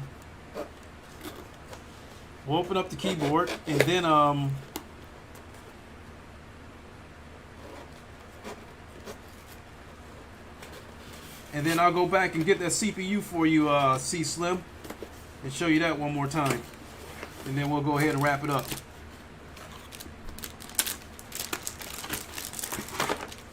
So the keyboard is not wireless.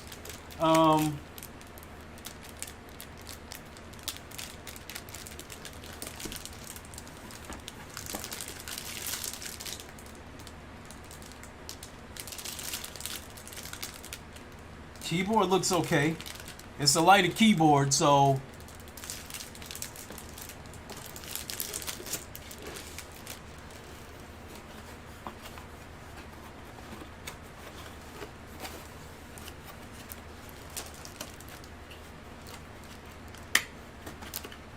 but I paid, you know, it was on sale for $139, and normally all this shit normally retails for $200.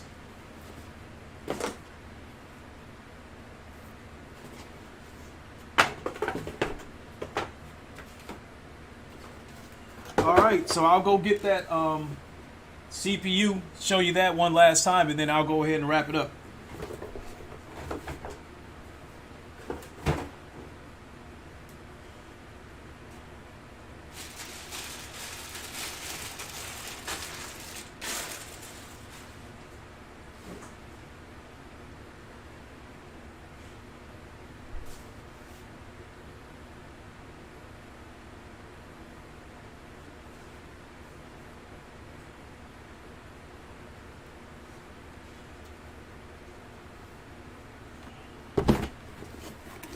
All right, so last one more time with the motherboard.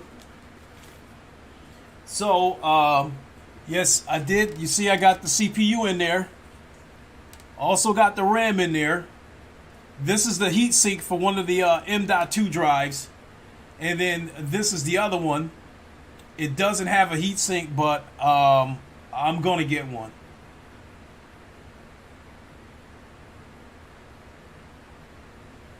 So I'd like to think that these heat sinks are universal.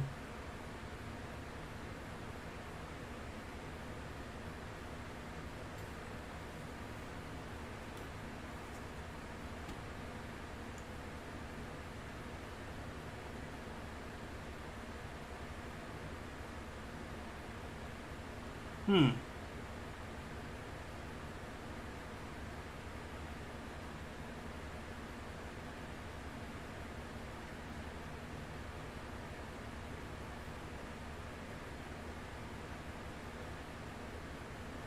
You know something?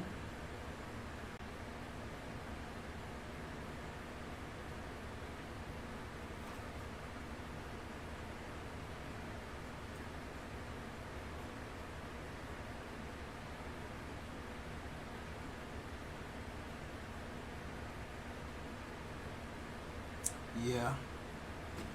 Yeah, I'm gonna end up having to get another heat sink just as a precaution.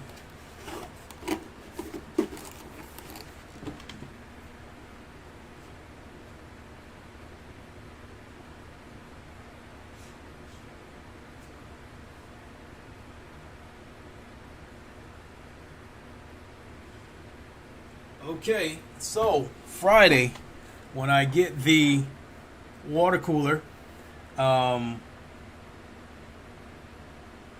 I will resume building this PC.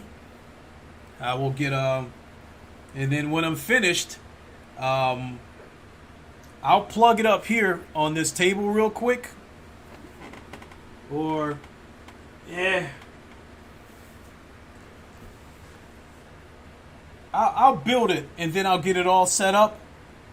And then, like maybe what I'll do is once I get it plugged up and ready to go, um, maybe I'll just use my phone and shoot like a quick 30-second video and then post that on Twitter so you guys can see the PC lit up.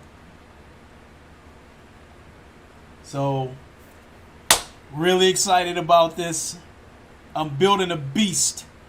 From what I'm seeing, the graphics card might be the weakest part of this PC, but it's gonna be an animal. I'm excited. So with that, I'm gonna go ahead and boogie on out of here. Thanks everybody for tuning in. This went on, wow, how long did we go on? About damn near 4 hours. It was fun though, and I appreciate everybody hanging out. And so it looks like I'm going to be without a computer as far as gaming goes. I'm going to be without a computer from this week. So, as I was telling my good friend JD Max, this is probably a good time for me to get to know my PS5 again. So, as far as VR goes, I still got my PlayStation VR in the bedroom.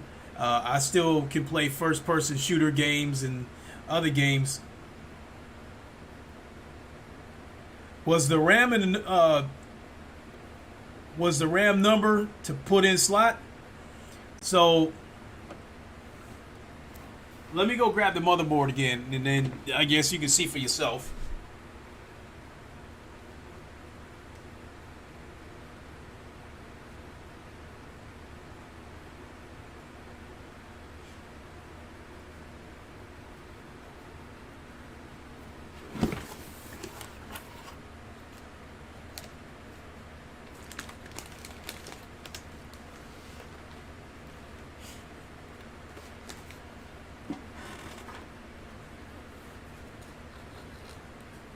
So there's the RAM right there, and if you look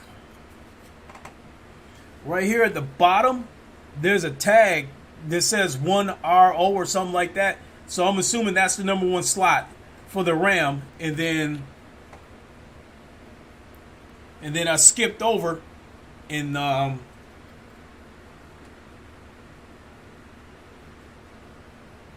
put the other RAM stick on the end. So I think the way I understand it, unless they change shits, you don't put the RAM, if you're using two RAM sticks, you don't put them next to each other. You the number 1 and the number 2 slot, actually, for somebody who don't know shit about PCs, they would think that the number 1 and number 2 slot would be the number 2 and number 4 slot. So I'm assuming, you know, like this is the number 1 slot, this is the number 2 slot.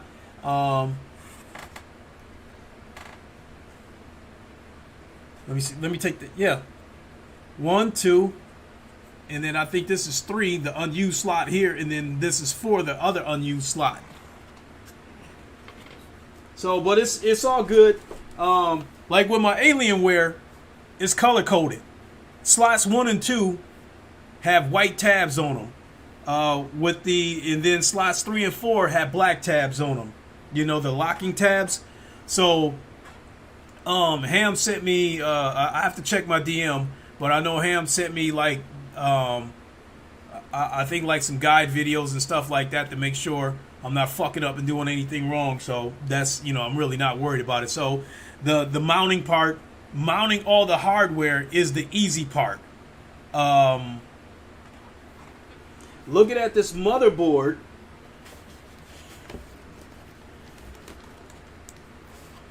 so most of it's going to be easy. Naturally, the graphics card is going to go here.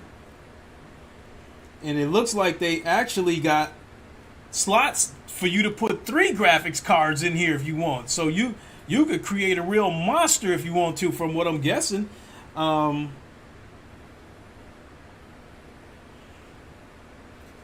Let me see here. I got to put my goggles back on again for a second because I can't see it that closely.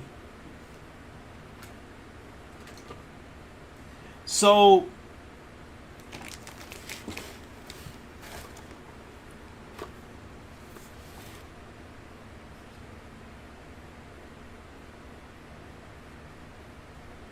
okay, so here's some plugs.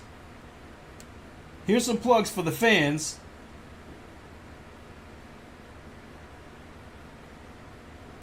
One, two, three, 4, 5, 6.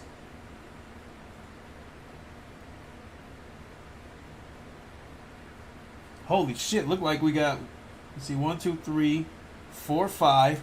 And then over here on the other side,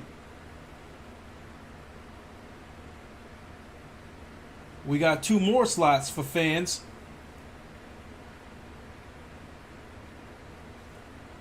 So that's going to be easy.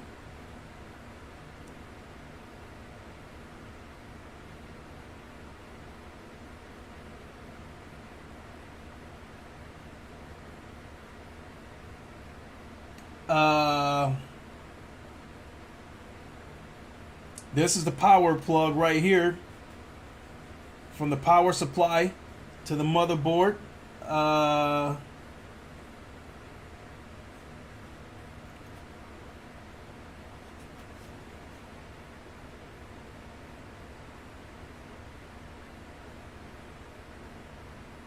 So these are the CPU plugs right here. So it looks like you could plug 2 of them in there. But I'm only gonna need, I think I'm only gonna need 1 of those plugs. And then right here, I already know those are SATA plugs right there for the 2 SSDs that I got on there. So that shit's gonna be the easy part.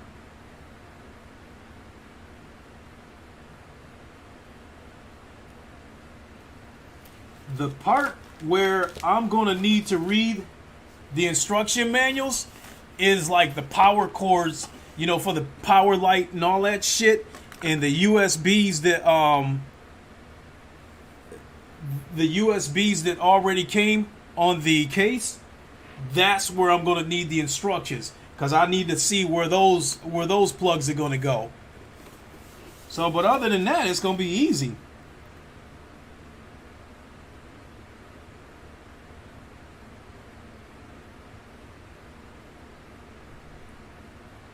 Yeah, it's gonna be easy. And it's gonna be beautifully lit too.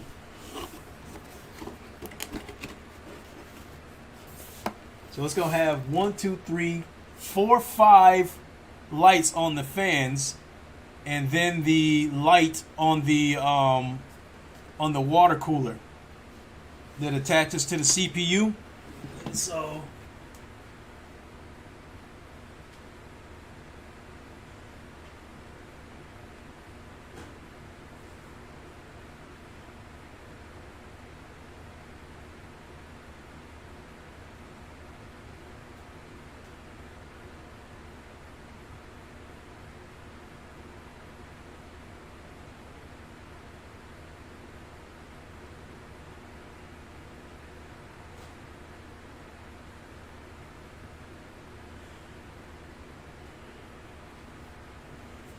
all right. So now we are done. Really excited about this. So let me see. It's 9 o'clock. So I'm just gonna go ahead and hang it up. I might monkey around with my PS5 a little bit tonight, but I'm not gonna. At least I'm not gonna stream anything tonight because I've already bored you guys to death with a 4-hour stream. I mean, when you look back at it, what I just did right there, I'd like to think it should have only taken me an hour, what I've done so far. But again, this is my very first time, going solo, putting a PC together. Now I don't want to fuck anything up. So, with that, I'm going to boogie on out of here.